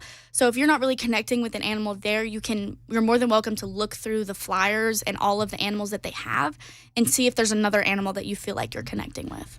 Several people on the Members Nutrition Super Text line are catching us in the middle of our conversation, and they're like, okay, who is this well-spoken young lady, and what is she doing? And here's the deal. And, Dad, you tell me if I'm – Abby reached out to me. She said, I'm a junior at Davidson Academy. I want to do something for animals. I want to do something called Passion for the Paws. Passion for the Paws. And I said, great, come on the radio. I mean, and she is so focused. She's so well-spoken. She's so learned in the deal. It's a passion of yours that you wanted to see to fruition, and you're doing it. And I find you fascinating. I find your passion for the animals fascinating. And I'm supportive 100%. What else can we do for you? I'm not sure. We did do a food drive for our school. We did a huge food drive for dry dog and cat food so that every person who adopts an animal, you get a free bag of dog or cat food to go home. So if you're not super sure, like, oh, I just got a puppy, I don't know exactly what food that they need. We have puppy brand, adult brand, all the types of brands that you would need that are different for puppy and dog. We have that, and we're going to have a booth set up so that's student-led, and we are going to give you a special bag of dog or cat food depending on if you get a puppy or a dog or a cat. But it is dry dog or cat food only, so if anybody's willing to donate, that would be great. We're doing small bags so that we can give them to people and not give somebody like a 10-pound bag of food, just something to keep them for like a day or two so they can go get food. So if anybody is still wanting to donate dog or cat food for us, that would be great. How can people reach out if they're interested in supporting the organization in that way or any other way? Is there a way for them to reach out to you? Yes, we have a official email. It's passionforthepaws@gmail.com. No spaces, no capital, lowercase, no dashes. And we're spelling paws like dog paws, right? Yes, P-A-W-S. P-A-W-S. But passionforthepaws@gmail.com. Or we do have an Instagram page that we're fairly active on, and it's just Passion for the Paws Instagram. You can DM us through there, and we'll be able to connect with people that way. Can I talk to your dad for a second? Yes. May I, Abby? No, pull the microphone. Oh no, you got to do it because I'm. Hey, Belle, give me some red over there on his mic. How proud are you? Oh, my wife and I are super proud. You should be. We're proud of all three of our children. But yeah, what she's done here with the students. Don't get me teary now. but what she's done with the other officers and the students that have helped her with this they've done a phenomenal job. She's put this together in relatively short order with the other kids at the school, and I just think that they've done a phenomenal job. Well, I think you and your wife have done a phenomenal job, and I told you that the last time, and I mean it. This gives me hope for the future right here. Yeah, she's done well. She's committed to go to college, play college softball, and she wants to be a lawyer and one day be on the Supreme Court. So she's got high aspirations. You need to start challenge some of these nasty politicians in the General Assembly, and maybe give them a run for their money. Maybe it'll help with my debating skills. So I got you. You got skills, Abby. Oh yeah, she's made it to state in speech and debate. I bet she and has. TV broadcasting. Well, you need to keep out of broadcasting. Hey, Well, We don't need. does she agree or disagree with the bill keeping emotional support animals out of restaurants? Have you heard about this? I was just told about it before I came in here. I think it's sad because if I could, I would take my dog everywhere with me. My dog just doesn't like people. So she's my emotional support dog, and like I'm her emotional support person. First thing she does when people walk in the door, she runs to me. So I think it's sad. Like, people should bring their animals everywhere. Well, I mean, I agree with Scott that. Sapicki is one of the people that voted for it. Like, Yeah, no so, animals? Yeah, no animals. Uh-huh. So him and Sapicki's a known animal hater. it's true. Oh, well, anyway, I'm going to keep We're kidding. We're political joking against around. myself right now. He's like, he's about to club me with the disinfectant can in here. Your dad, man, real quick. Your dad mentioned that you've accepted an opportunity to go to college in Kentucky, right? Yes, I have. You gonna college softball? You gonna play some softball in college? Yes, I went on a catcher middle infield scholarship, but it's great. I loved it. Fell in love with the school. If anybody's looking for a great Christian school who puts students first, it is Kentucky Christian University. That's in Grayson, Kentucky. It's about 20 minutes south of Ashland, Kentucky. It was great. It was beautiful. I loved it. So you expect that you'll begin in the fall? Yes, the fall of and 25. Next fall. Yes. Oh, so between now and then, have you thought about doing radio shows? Because I could use a replacement when I'm on vacation and whatnot. I would love that. Yes, I will do that for you. I will. If your mom and dad allow that to happen, I would absolutely. I mean, now it's 3 hours. It's a lot of time. I like talking, so it's cool. No, I can think do you'd it. be. I think you'd be good at it. I think would a love little too that. good. I don't like my guest hosts to be too good. So you might be a little too good. At Well, I would love that. I would love that opportunity. I would love to. we do might make that happen. I think it would be a lot of fun. That would be so much fun. That would be so much fun. All right, so let's go over the details one more time real quick. It's not this Saturday, but next Saturday. Yes. Give me all the details about the event. Next Saturday, April 6th from 10 to 3. We have a bunch of volunteers being there to help associate with you with parking and where to go and all of that. So don't be afraid of not knowing where to park. We have all of that laid out. There will be signs posted along the roads and along the school driveway so that you're able to see, where exactly do I need to park? Let me see what else I have written down. We have live music going to be there. All right. The students at DA are incredible with all of their different talents, and we have a bunch of students who are very musically inclined. And we have some great singers and bands that are coming to, just provide a little bit of entertainment. We've got worship teams from churches coming, and we just want to spread the gospel as much as we can. The music is going to be solely Christian-based because you can encounter God at any moment. No matter if it's just listening to music, driving down the road, you can encounter God at any moment. And not only am I helping animals, I want to witness to other people.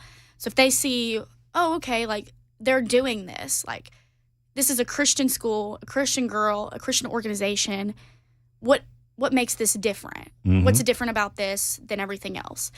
I want them to be able to see God through it and see God just through these animals, because I truly believe animals are angels that God has sent down to protect us. So I just want people to be able to encounter God at any moment. So, Well, good for you. And I think you're an angel sent from God as well, Abby. I really mean that. And thank you for following up. I'm proud to say that we'll be there next Saturday. awesome. We'll get out. We'll buy some food from the food trucks and try not to adopt a dog as best as we can. But Don't try not we might fail. I mean, You should. I've been a failure in dog adoption a lot. Are you a little worried that you might meet a dog, a brother or a sister for Daisy? You see, my mom's already put the foot down and said no. Come on, Mama. But Mom's going to be there. Mom's going to be there. So I'm hoping maybe that there will be this cute little poodle or this animal Magic. that's hypoallergenic that just runs up to my mother and my mom can't say no. So I'm hoping we'll find another little love bug. But everybody's saying how awesome you are, and I want everybody to show how awesome you think Abby is by going out to her event on April 6th from 10 until 3 at Davidson Academy. Where's Davidson again? 1414 Old Hickory Boulevard. Which could be anywhere because there's so many old. Do what? Oh, your mom's talking to you in the back. It's at exit 40 off I-24 towards Clarksville. There you go. Get off of that exit and you just go down the road. It's like straight there. Or y'all just look it up. 1414 Old Hickory Boulevard. I was just picking on you about the Old Hickory Boulevard thing, but as a newbie in town, I get it. Thank you, Abby, for everything. Thank you, Mr. and Ms. Elks, for everything. God bless you guys, and we'll see you next Saturday. Thank you. All right, we'll be back in a moment with Representative Scott Sapicki and maybe some Cameron Sexton, Speaker of the House, coming up next.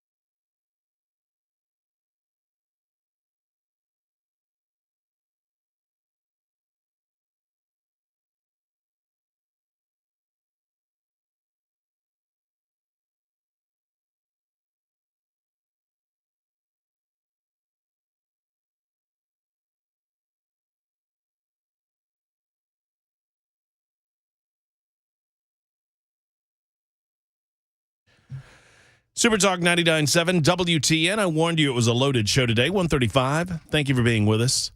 We'll get to your calls and your commentary on the Members Nutrition Super Text line on the way on Super Talk 99.7 WTN. You see on Super Talk TV in our studios, we have Representative Scott Sapicki in his normal place on these Thursdays to give us a legislative rundown. Hello, Scott Sapicki. Good afternoon, everybody. And we have on the line with us, as Scott is well aware, we've got a very special guest in the form of Speaker of the House, Cameron Sexton, who's joining us to talk about the General Assembly, how things are going mid-session, and what we can expect over the coming weeks. Cameron, good afternoon. Good to talk with you again. I hope you're well, sir. It's good to be here. Thank you. It's a gorgeous day outside. Hate that you're in the studio. Well, I hate that I'm in here too. Maybe I've been begging them to let me do some remote broadcasting from the roof. They've yet to allow it, Cameron, but I'll keep you updated. Well, we'll welcome you in Crossville, and you can come up and play around the golf. Let's do it. Oh well, I'm gonna take you up on it, Cameron. He invited you, not me. No, I don't blame him. I mean, exactly, Scott.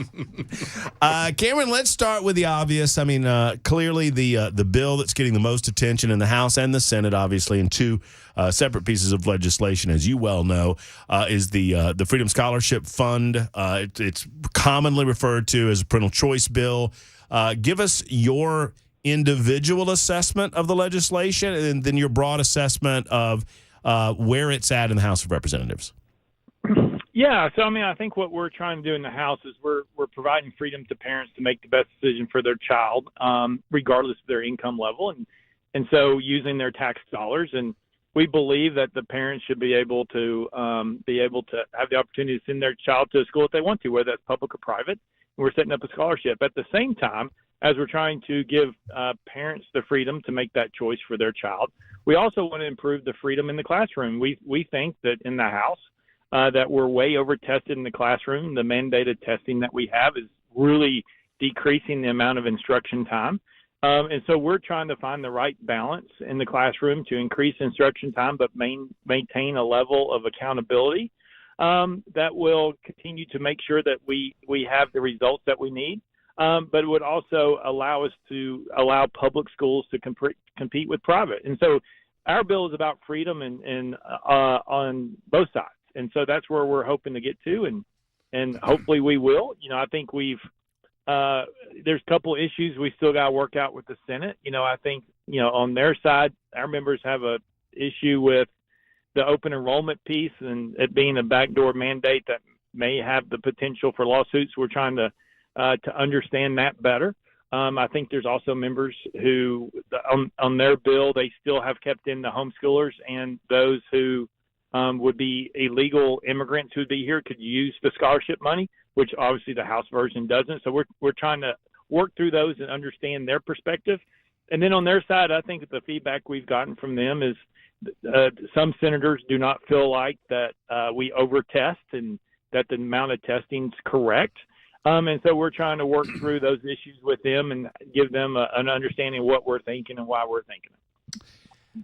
Do you believe that the schism that currently exists will be repaired before the votes happen in the individual bodies? And explain to us, and explain to me, really, Cameron, how it works if that's not the case. If the House and the Senate pass two different versions of this legislation, how we get them on the same page?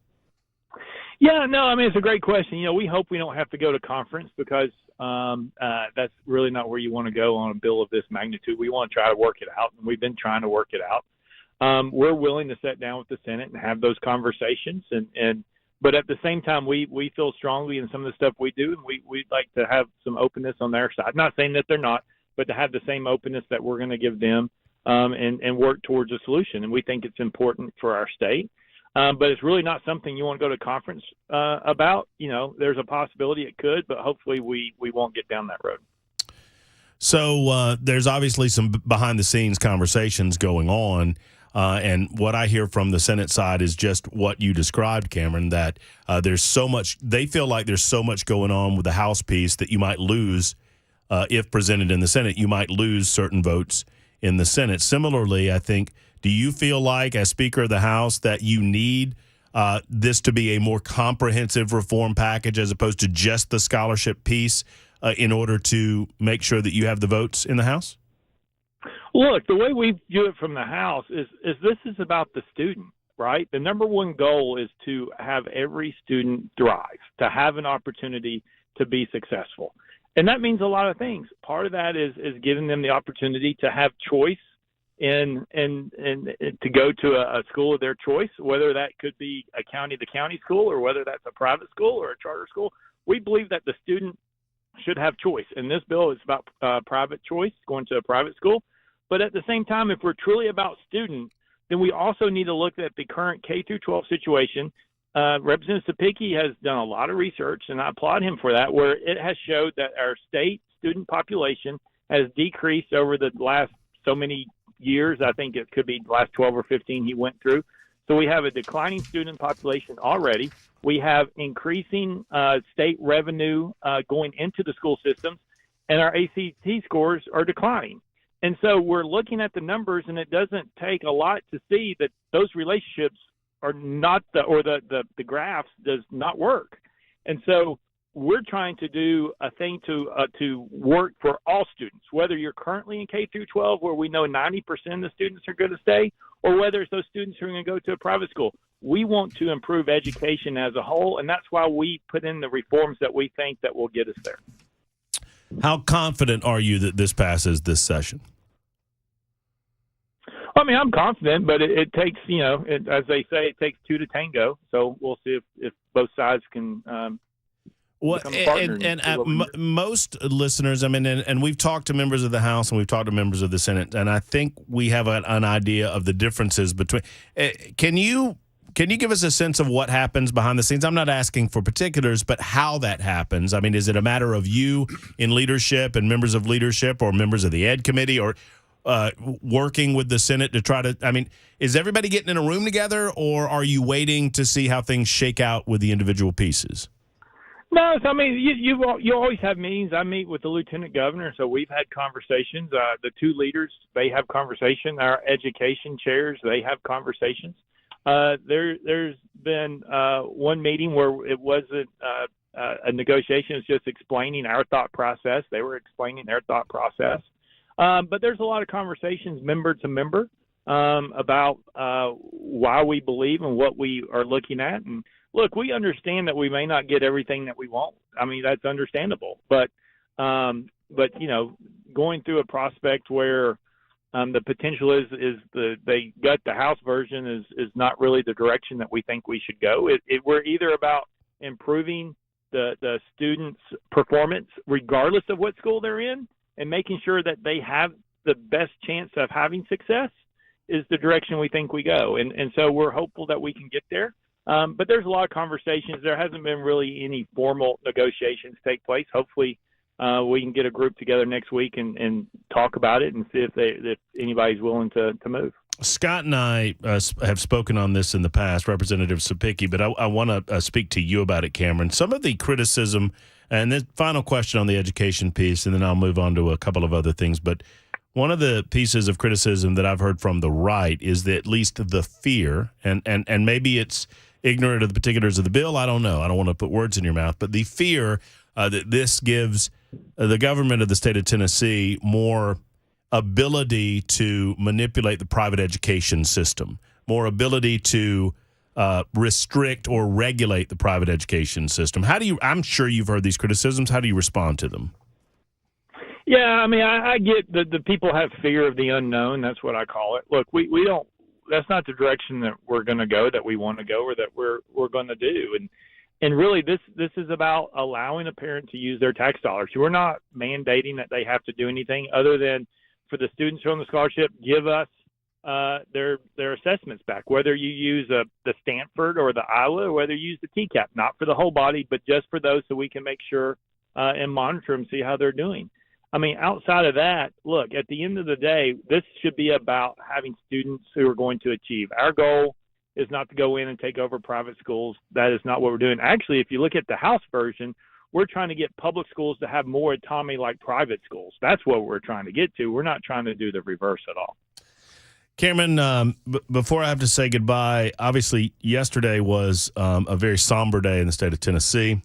We commemorate and remember the day that was March 27th, 2023. A year later, sadly, I don't believe that it should be a partisan day, and I think for the most part it wasn't from a political standpoint or from a government leadership standpoint. Sadly, some of our friends on the left made it a little partisan in as much as they suggested that, quote, the state has done nothing to protect children a year later in the aftermath of the Covenant School. And I want you to respond to that. I think it's shameful that it even comes up, but I think it merits a response by someone in your position of leadership that the state, quote unquote, has done nothing a year later.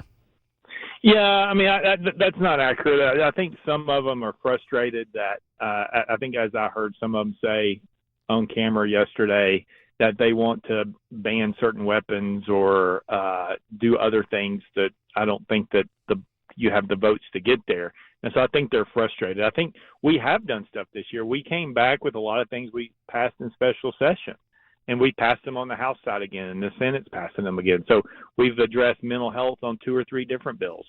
We have the background check, the uniform databases moving through the system. We finally have agreement, which we didn't have in special, with the clerks and the sheriffs and the administrative office of the courts on a direction to go, which would be very beneficial, making sure that the background checks when you purchase a weapon are real time and instantaneous. They're not like 9 months old getting records in there. And so we're making those progress. We are making progress. It's unfortunate.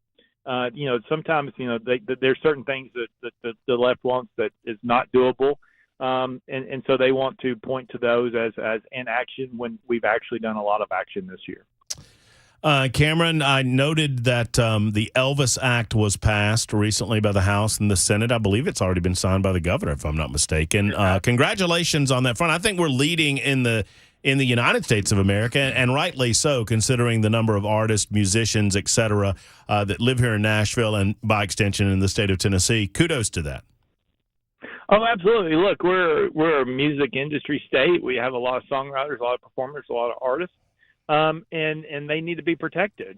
Their voice, their image, and at the bill signing, Chris Jensen and Luke Bryan got up and talked about how people have used AI, and they had a hard time even for them seeing that it wasn't them or listening and telling it wasn't their voice. So anything we can do to protect someone's intellectual property is a good thing.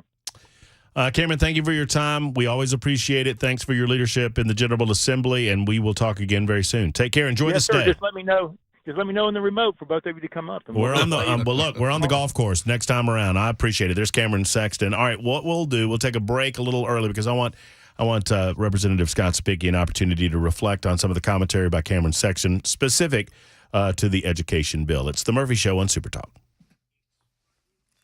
Boo! You jerk! It's good. Not Murphy approved. It's Good Friday Eve. Hey, it's Good Friday Eve. Oh, that's true. I'll give you that.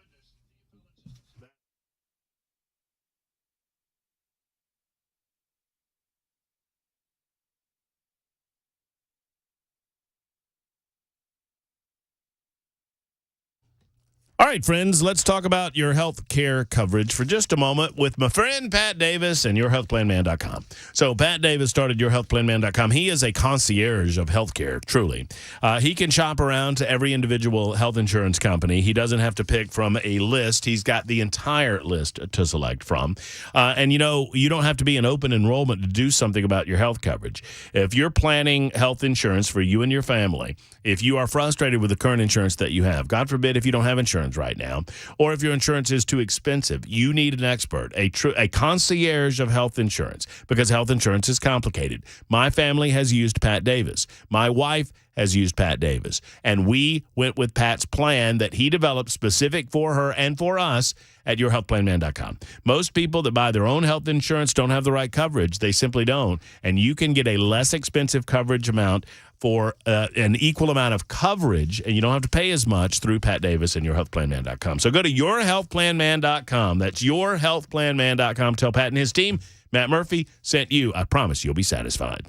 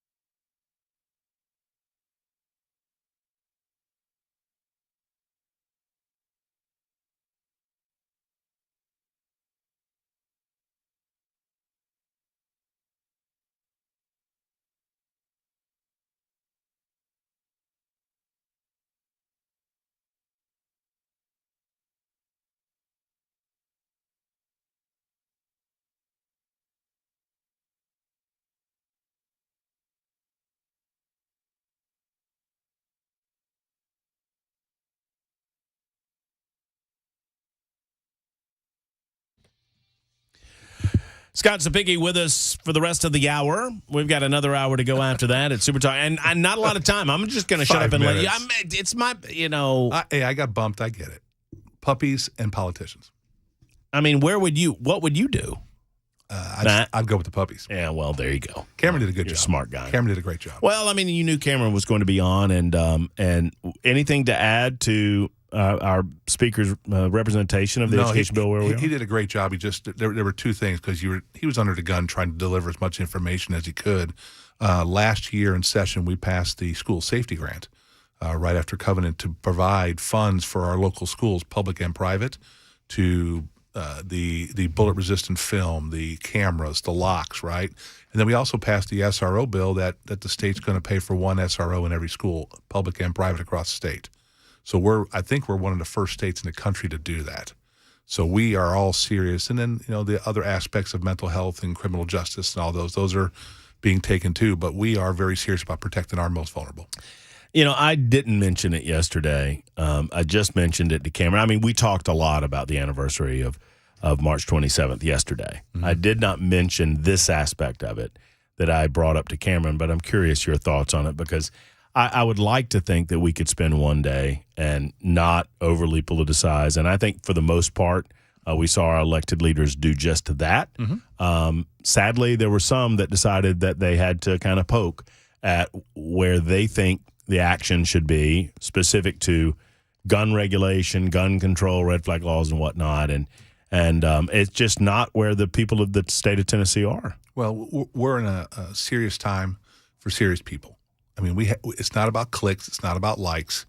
It's about driving Tennessee forward in a safe way to protect all of our citizens without infringing on their constitutional rights that were given them by God. That's the way it works. And there are those of us up there that will fight in the General Assembly, like myself, to protect those constitutional rights. And I will err on the side. I think is it the Lieutenant Governor from Virginia? You know what I'm talking about? Winsome Sears? Yeah. Mm-hmm. And he summed it up perfectly as, why is it every time we have one of these tragedies, you want to come take away my constitutional rights? It's a bad person doing something terrible. I have books in the General Assembly on laws. If you don't break the laws, then you have to worry about them, do you?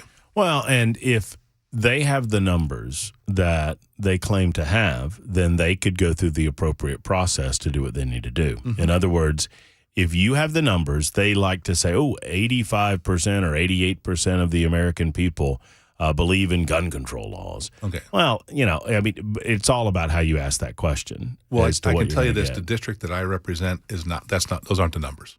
Well, they tell me repeatedly to protect their constitutional rights. And what I say to them is, if that is true, then go through the appropriate channels and amend the Constitution of the United States of America to suspend certain rights that we were granted by God and were certified by the Bill of Rights of the Constitution, and then go have at it.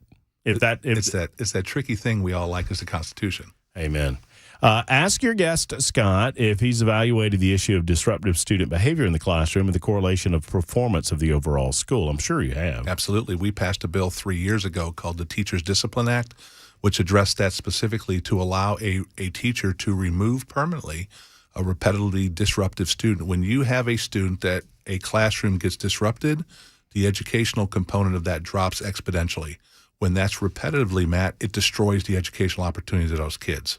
We have to have another alternative learning environment for those disruptors, and one of them may be virtual with their parents. Maybe they just want to spend more time at home with their parents. We can accommodate that for them. Have we made, or is there any update or headway on the issue of elementary schools in the city of Nashville? I know that the money's there. Yes.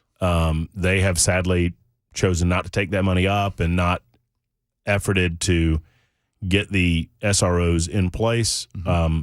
It ultimately is their decision. So, for your listeners that may not know, that whole issue we had over the summer when I brought that bill was there was no Chief Drake's hands were tied because Metro Nashville Public Schools and Chief Drake would not give him a memorandum of understanding to put SROs officers in those elementary schools in Metro Nashville. I have been told by some of the representatives of Metro Nashville that now that MOU exists, and they are working on drawing that money down on the SRO bill from the General Assembly to put SROs in all of their schools. If not SROs, then school safety officers that hopefully would be armed to protect the children. Scott, we appreciate you. Thank you for coming on. This was an easy one. Yeah, you had, Cameron over there on the line, and we got a free round of golf out of it. Absolutely. I assume it's free. We'll see. Hey, I'll see you next week. Hey, real quick. Mule Day. The Mule Day festivities will start on Monday. We have the Mule Day Queen coming to the General Assembly to welcome everybody to Murray County for Mule Day Parade. Is a week from this Saturday, 11 o'clock. Very good. You'll be there. I'll be there waving. And I wonder who's going to ride Scott. Just go to break. Just go to break. I don't know why you put up with me. Just go to break. We'll be back. Another hour to go. Super Talk 99.7 WTN.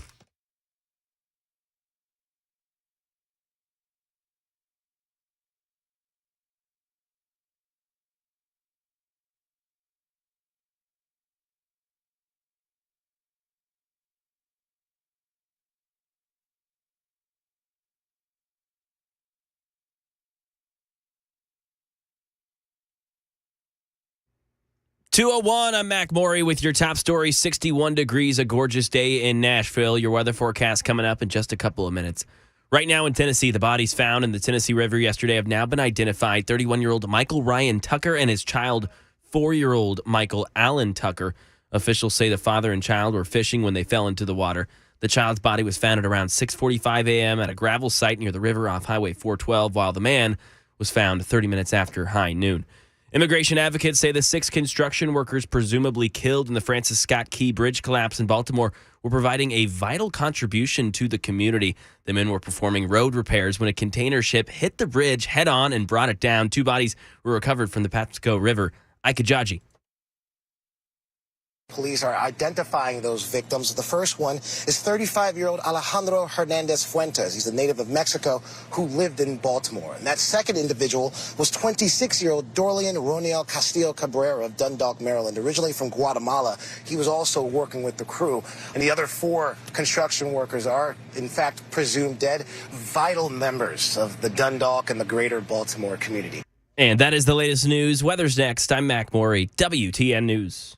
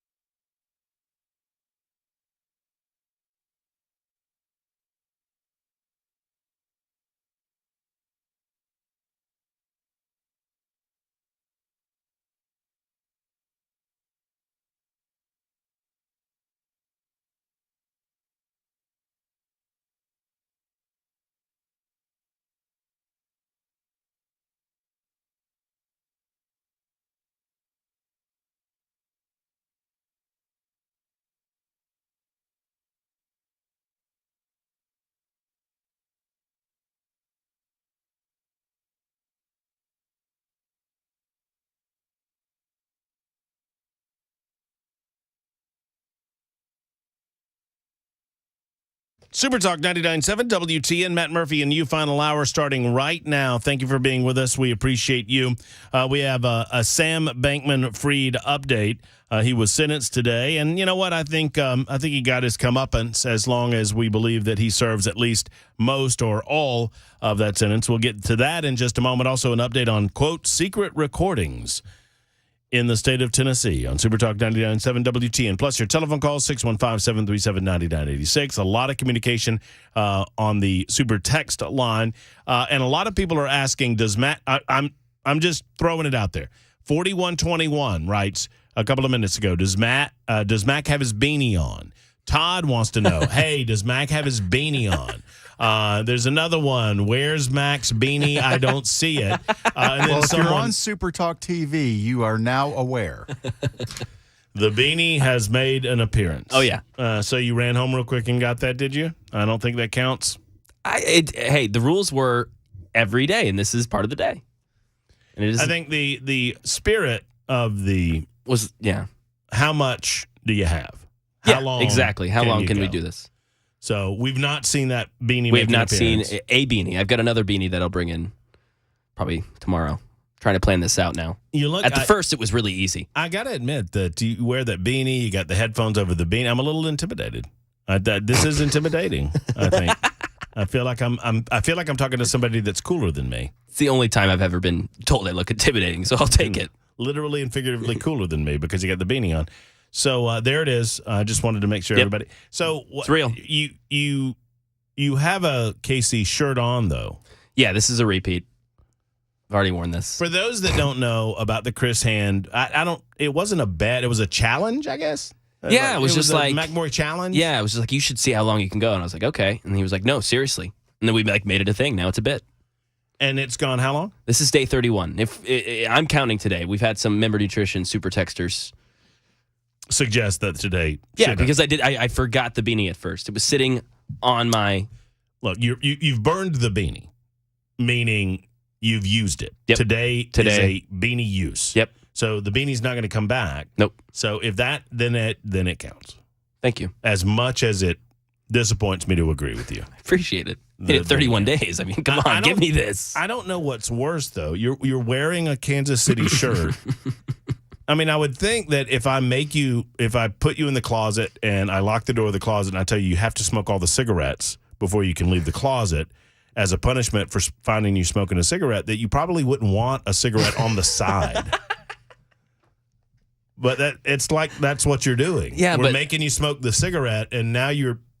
Yeah, but I don't root for the cigarette every Sunday of every season for 9 months. You know. I told you the other day. At some point, this gets sad, and I don't know that we're there yet. Now, well, I think we're probably there. I think we're there. Well, it's 70 degrees, 60 degrees outside. I'm wearing a beanie, so yeah, it's a little sad.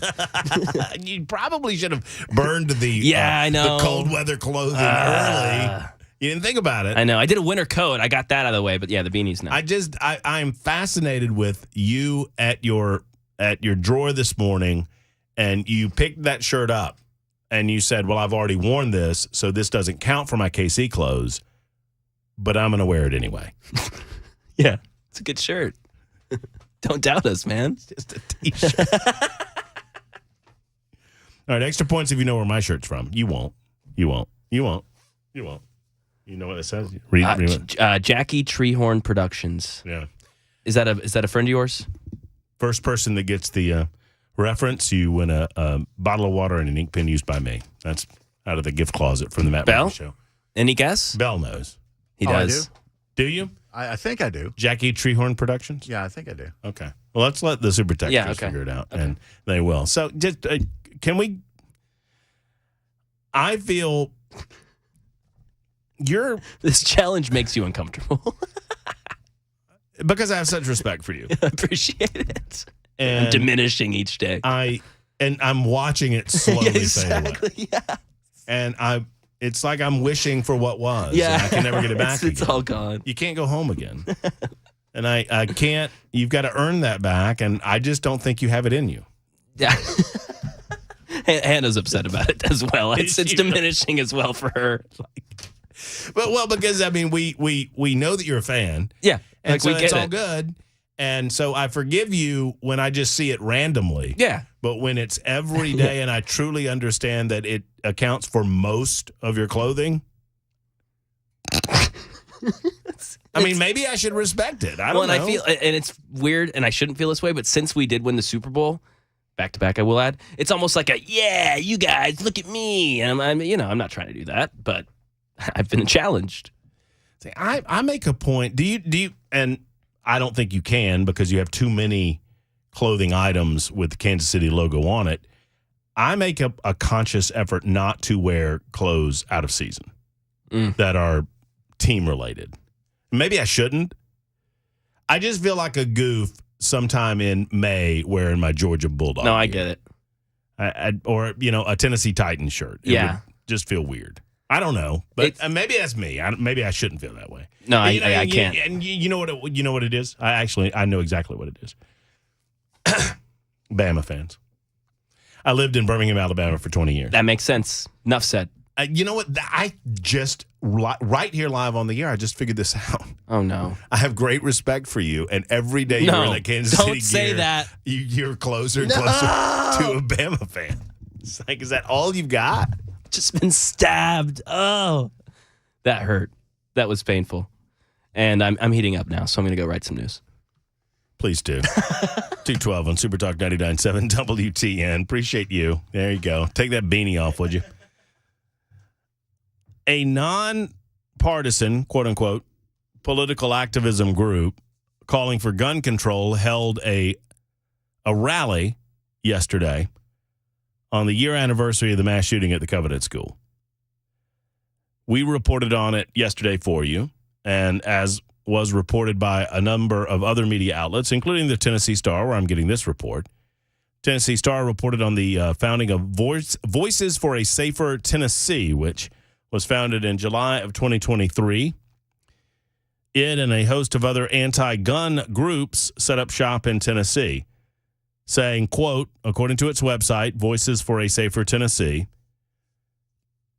together we wear red and link arms as we mark the anniversary of one of our community's darkest days and honor the memory of the hundreds of Tennessee lives, lost to preventable gun tragedies over the last year.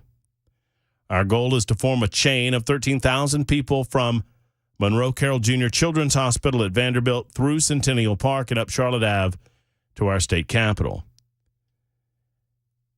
I bring this up because it was asked of me the other day what the point was. Not what the point was to commemorate the 1-year anniversary, but what specifically the point was to create the human chain.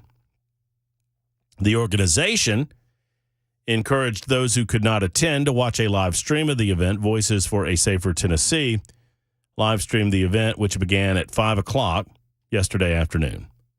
Whether you are a part of the human chain or joining from home or work, you can honor the families of Covenant and all Tennesseans affected by the firearm tragedies by joining the live stream of our program. Now, I want to bring this up, and I understand the sensitive nature of it. We all remember and we all have our own ideas about how to best protect our children in this state. I do not believe that any of us want to see another child die at the hands of gun violence, while at the same time, most of us recognize and respect our right and our ability to protect ourselves and to provide an ultimate line of self-defense in the case that our rights and liberties are being trampled on or our life is being threatened. That said, I think it's sad. The word shameful comes to mind. I don't know that it's right. I don't know that I would go so far, but it came to mind. That on the day that we remember the 6 lives lost at the Covenant School, that there are factions that choose to make it a political issue. So much so that they tell us that if you truly believe, and this is what we were told, right?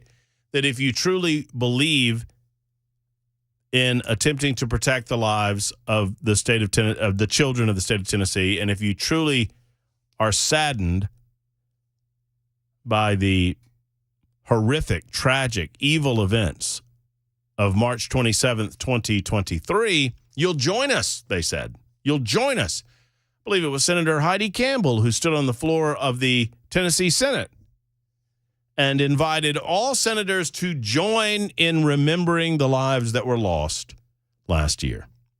Yet, as they do it, they proclaim that the event itself is a statement against gun violence, and specifically a statement affirming the belief that we need to do something about guns in the state.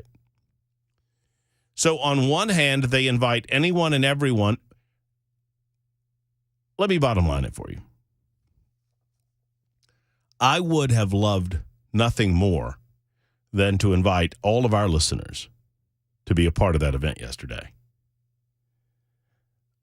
But that was taken away from me by the organizers of the event, who choose to make it a political statement regarding the Second Amendment, instead of more broadly acting in an inclusive fashion. On one hand, they say, if you love Tennessee children, come and join us hand in hand. I'm right there with you. Let's go. We might have different ideas about how to accomplish the task, but the task is obvious to all of us. They don't give me that opportunity, and it's frustrating. I admit that it's frustrating, because I would have loved to be able to invite, without fear of partisan ideology infiltrating the event, I would have loved to have been able to invite each of you, and I would have loved to have been able to attend myself. But it was implied and insinuated that if you did not fall in line with the manner in which they believed we need to tackle the issue by denying the rights of law-abiding citizens to own and keep and bear, then that was not an event for you. And I'm saddened by that. 218 615-737-9986, 615-737-WWT, and either via the Members Nutrition Super Text line, or the phone lines are wide open for you as well. It's The Murphy Show on Super Talk.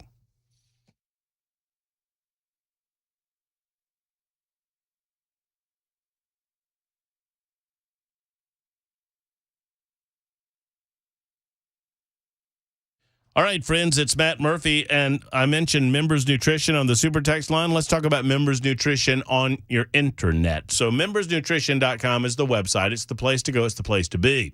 Members Nutrition, they have a simple premise and a simple purpose. They believe that they can sell you high-quality vitamins and supplements at a lower price point, and these are supplements that are made right here in the good old USA. I mean, it's things like we talked about the Daily Defense Cleanse. It's an incredible opportunity for you to cleanse the toxins out of your body, to get back to a better and natural state of being through the naturally occurring detoxification cleanse that is Daily Defense. That is one of many, many vitamins and many, many supplements that they offer at Members Nutrition. And they offer them for lower cost, or a lower price point, than the big box stores do. It's simply a fact. You go comparison shop and you'll see. And plus, you add to that already low price the fact that they're offering 50% off right now to anyone that goes to the website. You don't have to sign up. You don't have to put an offer code in. You check out, and at checkout, they're going to deduct an additional 50% already low prices. Membersnutrition.com for all of your vitamin and supplements need. And don't forget, they're made right here in the good old USA. Membersnutrition.com. That's membersnutrition.com.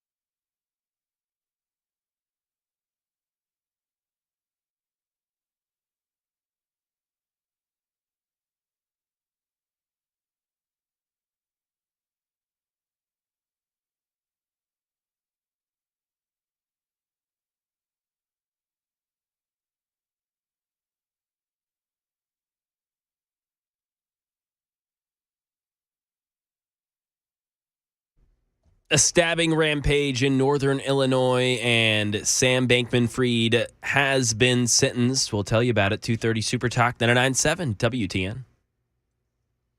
Super Talk 99.7 WTN. Thank you, Mac Maury. Appreciate you. Did not see a beanie there during that tease, but whatever. I did it. I think what do you mean you did? I think the idea is you have to have it on throughout the course of the day, though. On and off, Okay. All right. Well, now it's time. Now it's time to be off, I suppose. Okie dokie. 615-737-9986 is the telephone number. We'd love to hear from you. 615-737-9986 by now. Certainly from our news department at Supertalk 99.7 WTN and throughout the country is learning about the sentencing of Sam Bankman-Fried, and we'll talk about that as well.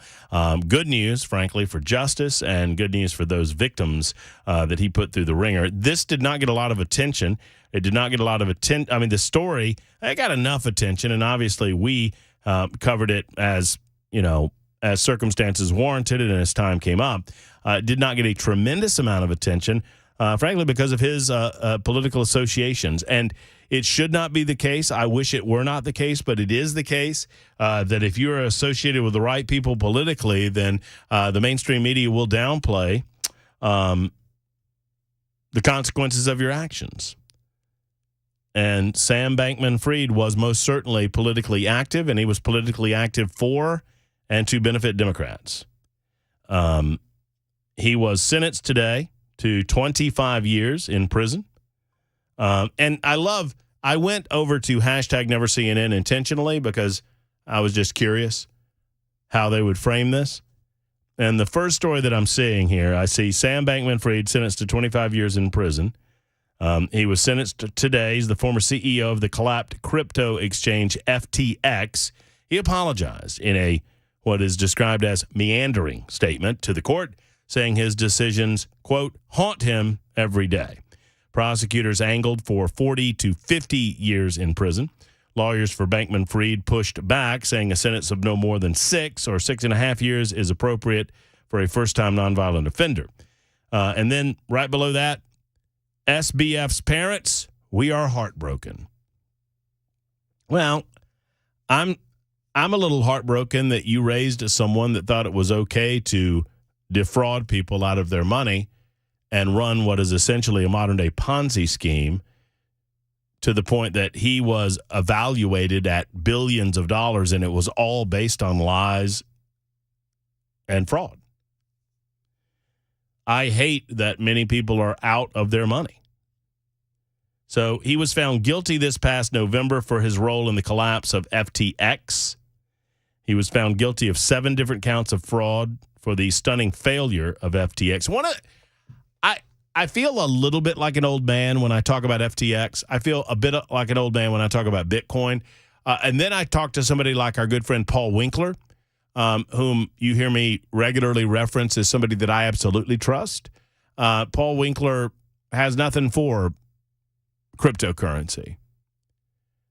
And I've never really delved that deeply into how it works, but it seems rather shady to me. I do not pretend that I fully understand cryptocurrency. I have friends that are involved in Bitcoin. Do you know anybody involved in Bitcoin, Belkay? Yes. Do they swear by it? I wouldn't say they swear by it, but they have a much better understanding of it than I do, and they see the value in it, shall I say. And I can't grasp the value in it. Well, you got to remember, if government doesn't tax your money, it's not worth anything. Well, I mean, so being sarcastic. Yeah, I know. No. But I want to engage on that line because that aspect of this would lean me toward Bitcoin or toward cryptocurrency more broadly. Yeah. The idea that it is not it is not controlled by any government and it's not controlled by any centralized banking. And its value fluctuates based on the supply and demand of it. Yeah, but that's where I get a little squishy because we start talking about data mining or Bitcoin mining and how these things are uncovered and like there's a finite amount of them, but who There's a finite amount that will be produced. There is a cap on how many that they can mine. But the mining has. See, that's the aspect. Now, first off, Paul Winkler's going to tell you never to buy Bitcoin. Well, no, I don't think you should either. Just Paul Winkler says it, and then it must be so. But the government hates it, so that just makes me want to like it more. Well, and I guess that's where I find myself in the dilemma that I don't understand the mining of it.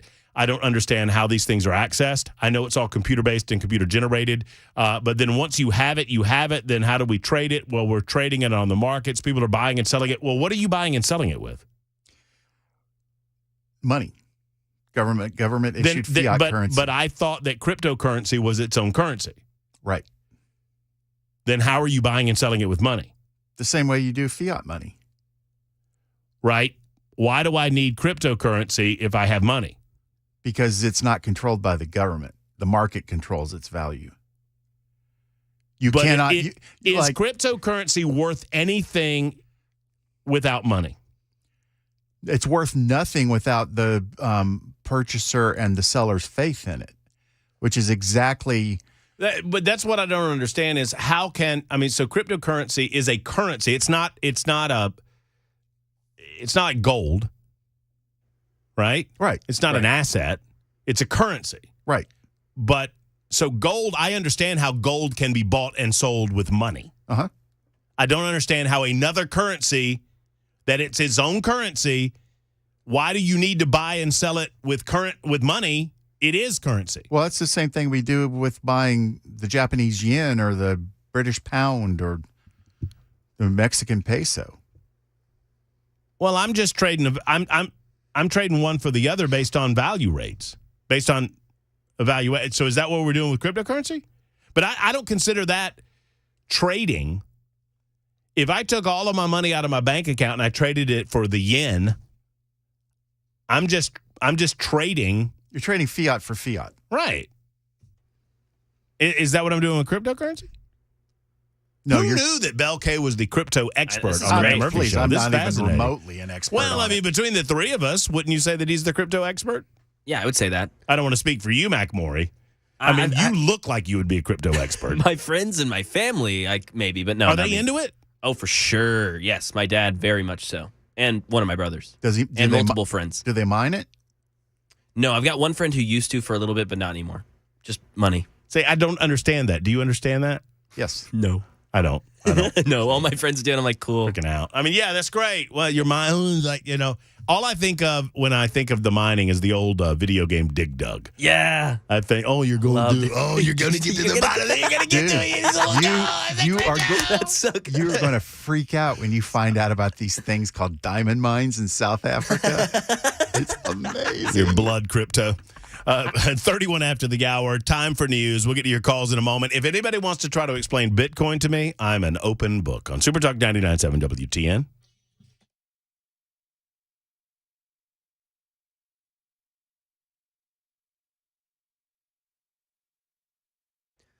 .232, I'm Mac Maury with your top story. 63 degrees and sunny on Music Row. Looking at some traffic, 65 north. This is out even past Spring Hill. I don't have mile markers. It looks like there's just some construction work going on.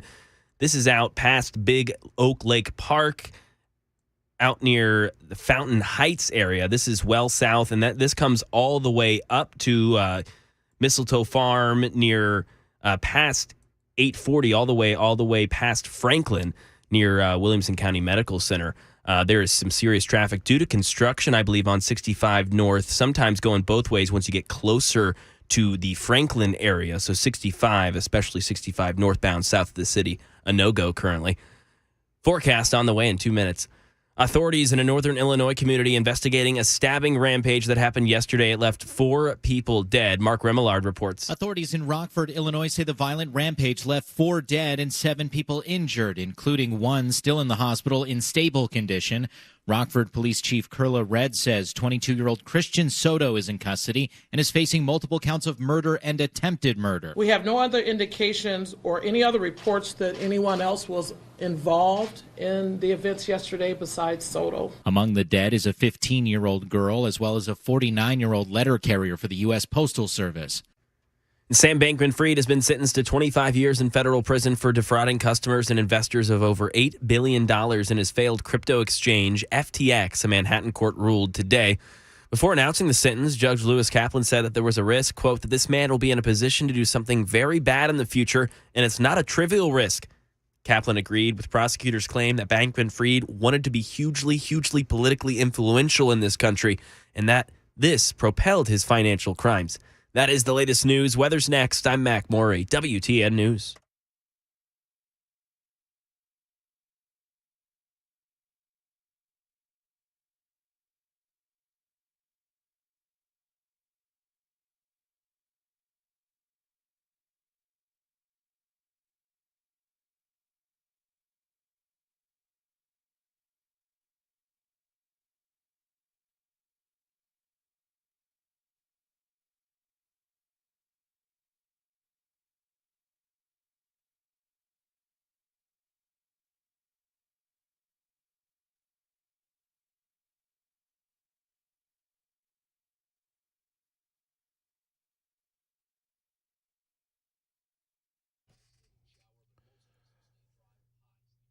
All right, friends, it's Matt Murphy, and I want to tell you about Nashville Safe House. Mark and the team at the Safe House make it so easy to get a good gun safe or a jewelry safe or a corporate safe or a safe for your documents and your valuables or even a storm shelter or a vault door. How easy? Well, when you walk through the doors at Nashville Safe House right on 4th Avenue South, they're right across the street from City Cemetery. Here's what you notice. One, Joe Biden is their Employee of the Year.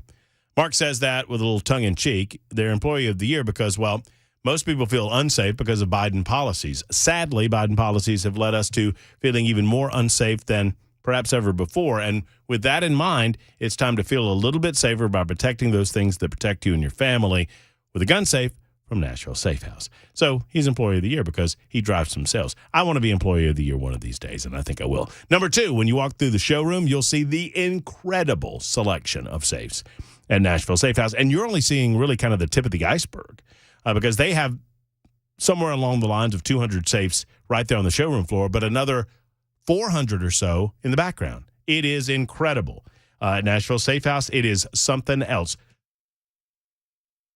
Pardon me, I had to sneeze. NashvilleSafeHouse.com online, NashvilleSafeHouse.com online, or stop by today, 4th Avenue South in Nashville. Remember, gun safes are sales tax free. Incredible rebates on their very incredible selection of safes at Nashville Safe House. Tell Mark and his team that I sent you.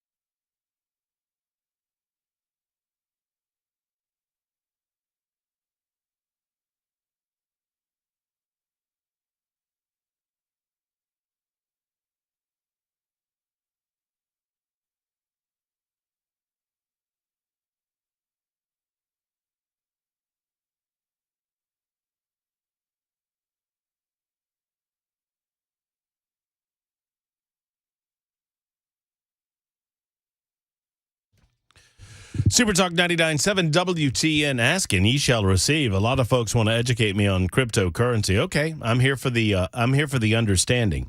By the way, our good friends over at the Tennessee Star have followed up on this issue that we covered for you live on Super Talk 99.7 WTN regarding a report conducted by News Channel 5's Phil Williams.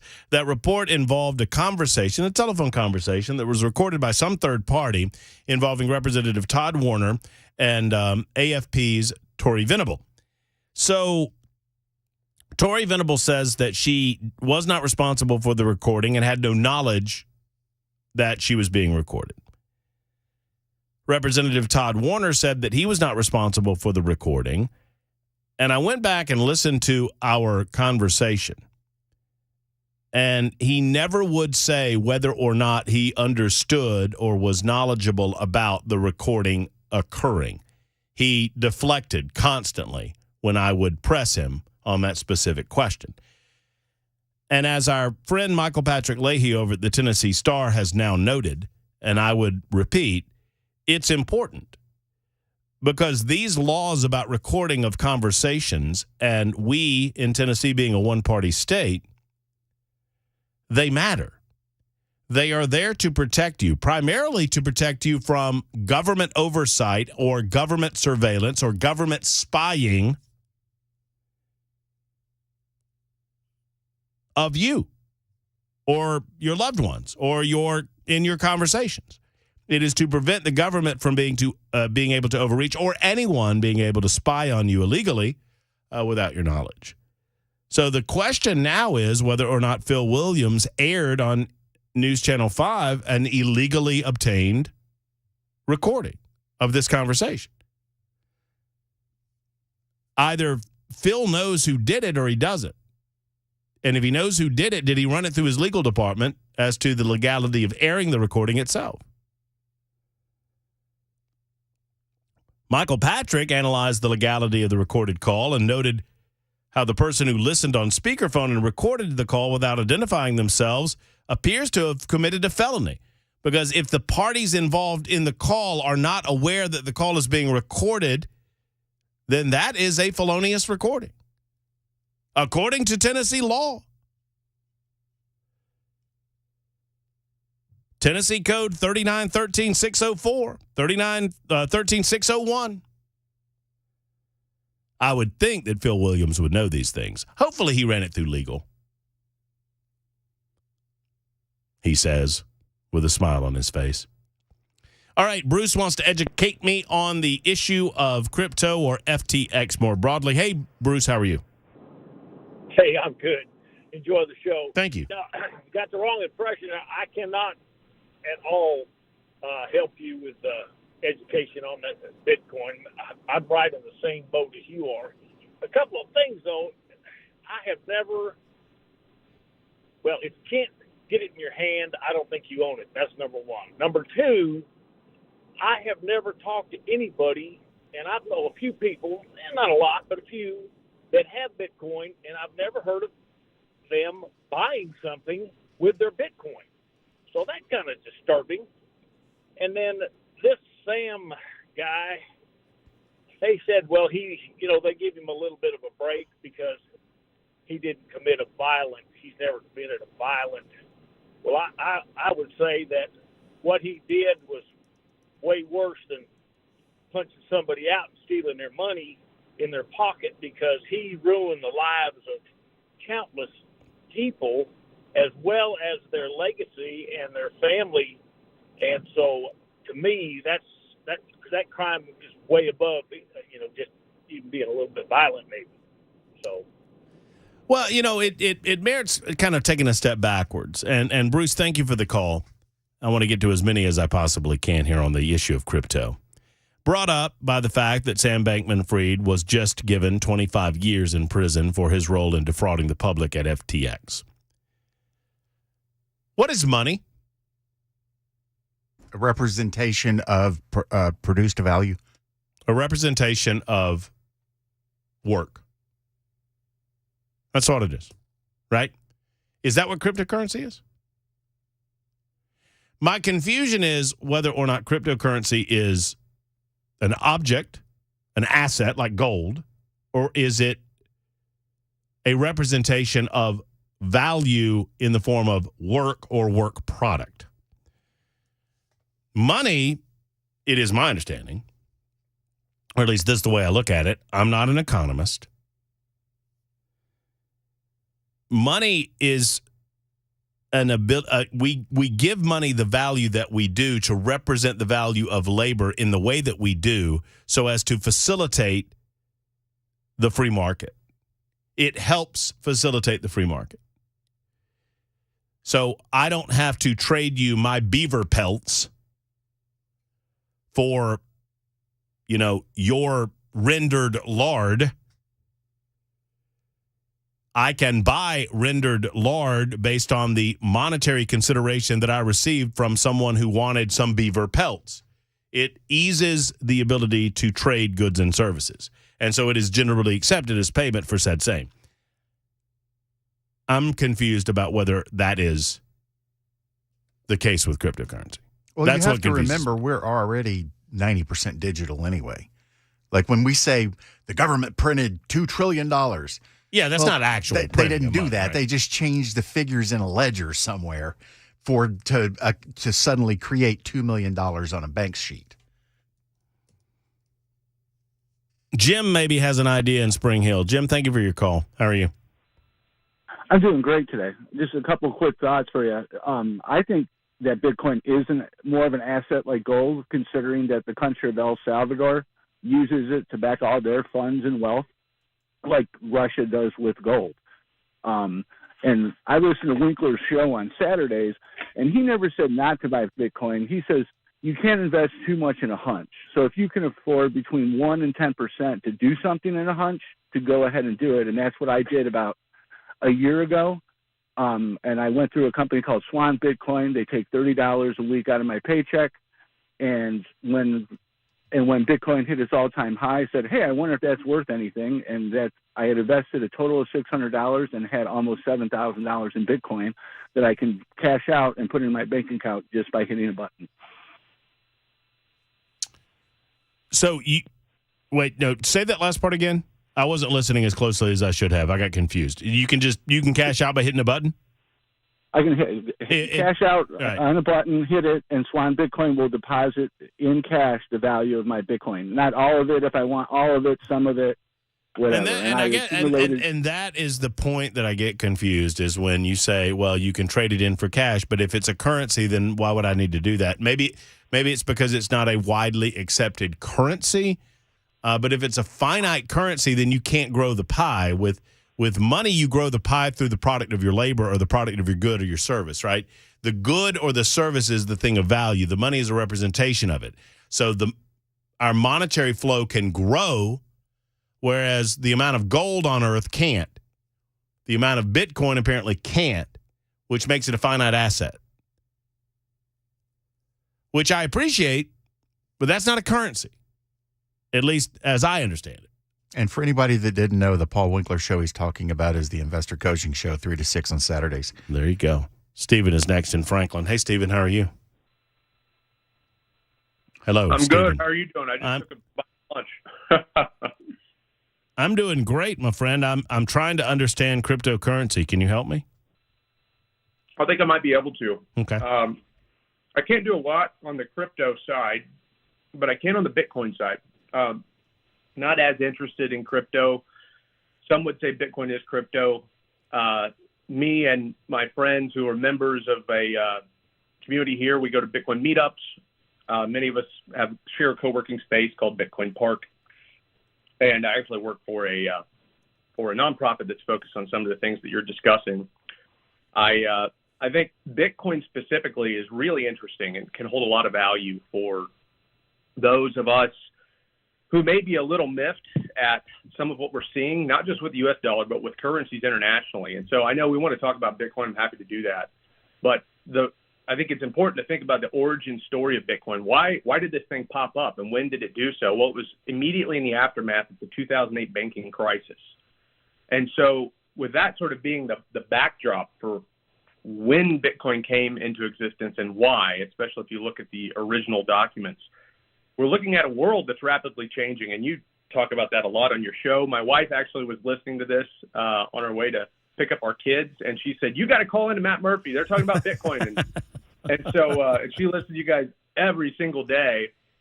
And some of the subject you cover, I mean, a lot of what you cover is kind of these type of issues that we're seeing. Like, the world's changing rapidly. And I think for people who are listening today, you're looking at Bitcoin a lot like my dad and a lot of my family have looked at Bitcoin and they're like, what the heck is this thing? I can't hold it in my hand.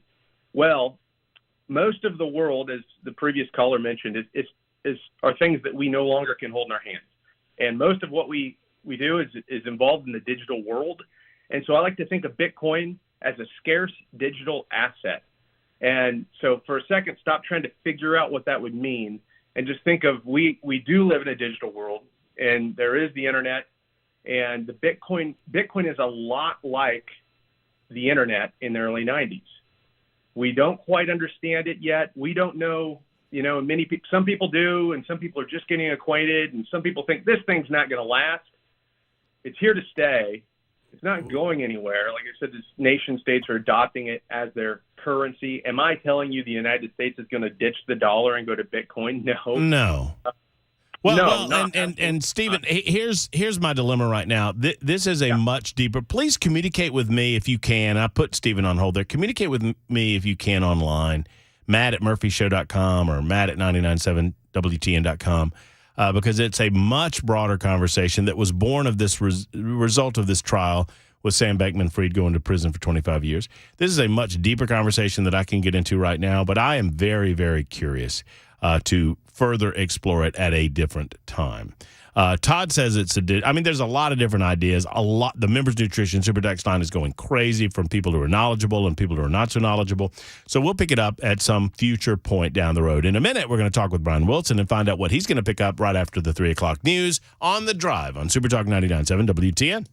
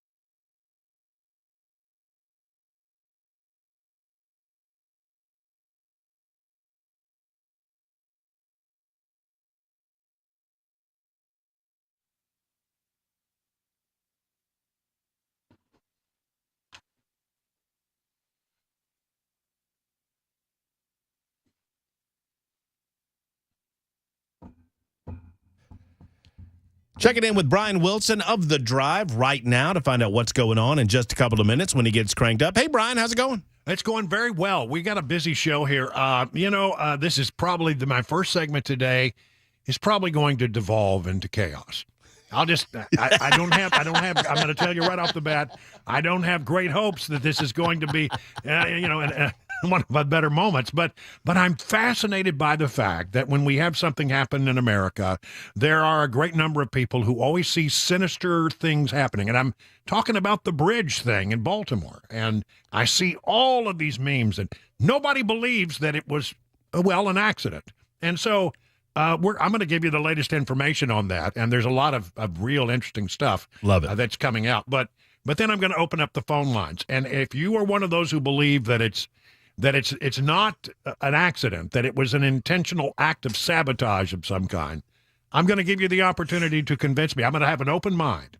I am ready for this. Yeah. I want this in my veins. This is in the 3 o'clock hour? Yeah, this will be right at 3 o'clock. 4 o'clock hour, we're going to do a deep dive. I'm going to take everybody to the Brian Wilson Election Academy and talk about the importance of looking at not just the poll numbers on the top, but the internals of a poll. So that's all straight ahead. 3 o'clock, just after 3 o'clock, it's The Drive with Brian Wilson, right after the news with Mac Moore that's happening right now. Enjoy this afternoon. Enjoy The Drive. We'll talk to you tomorrow, folks. Until then, so long.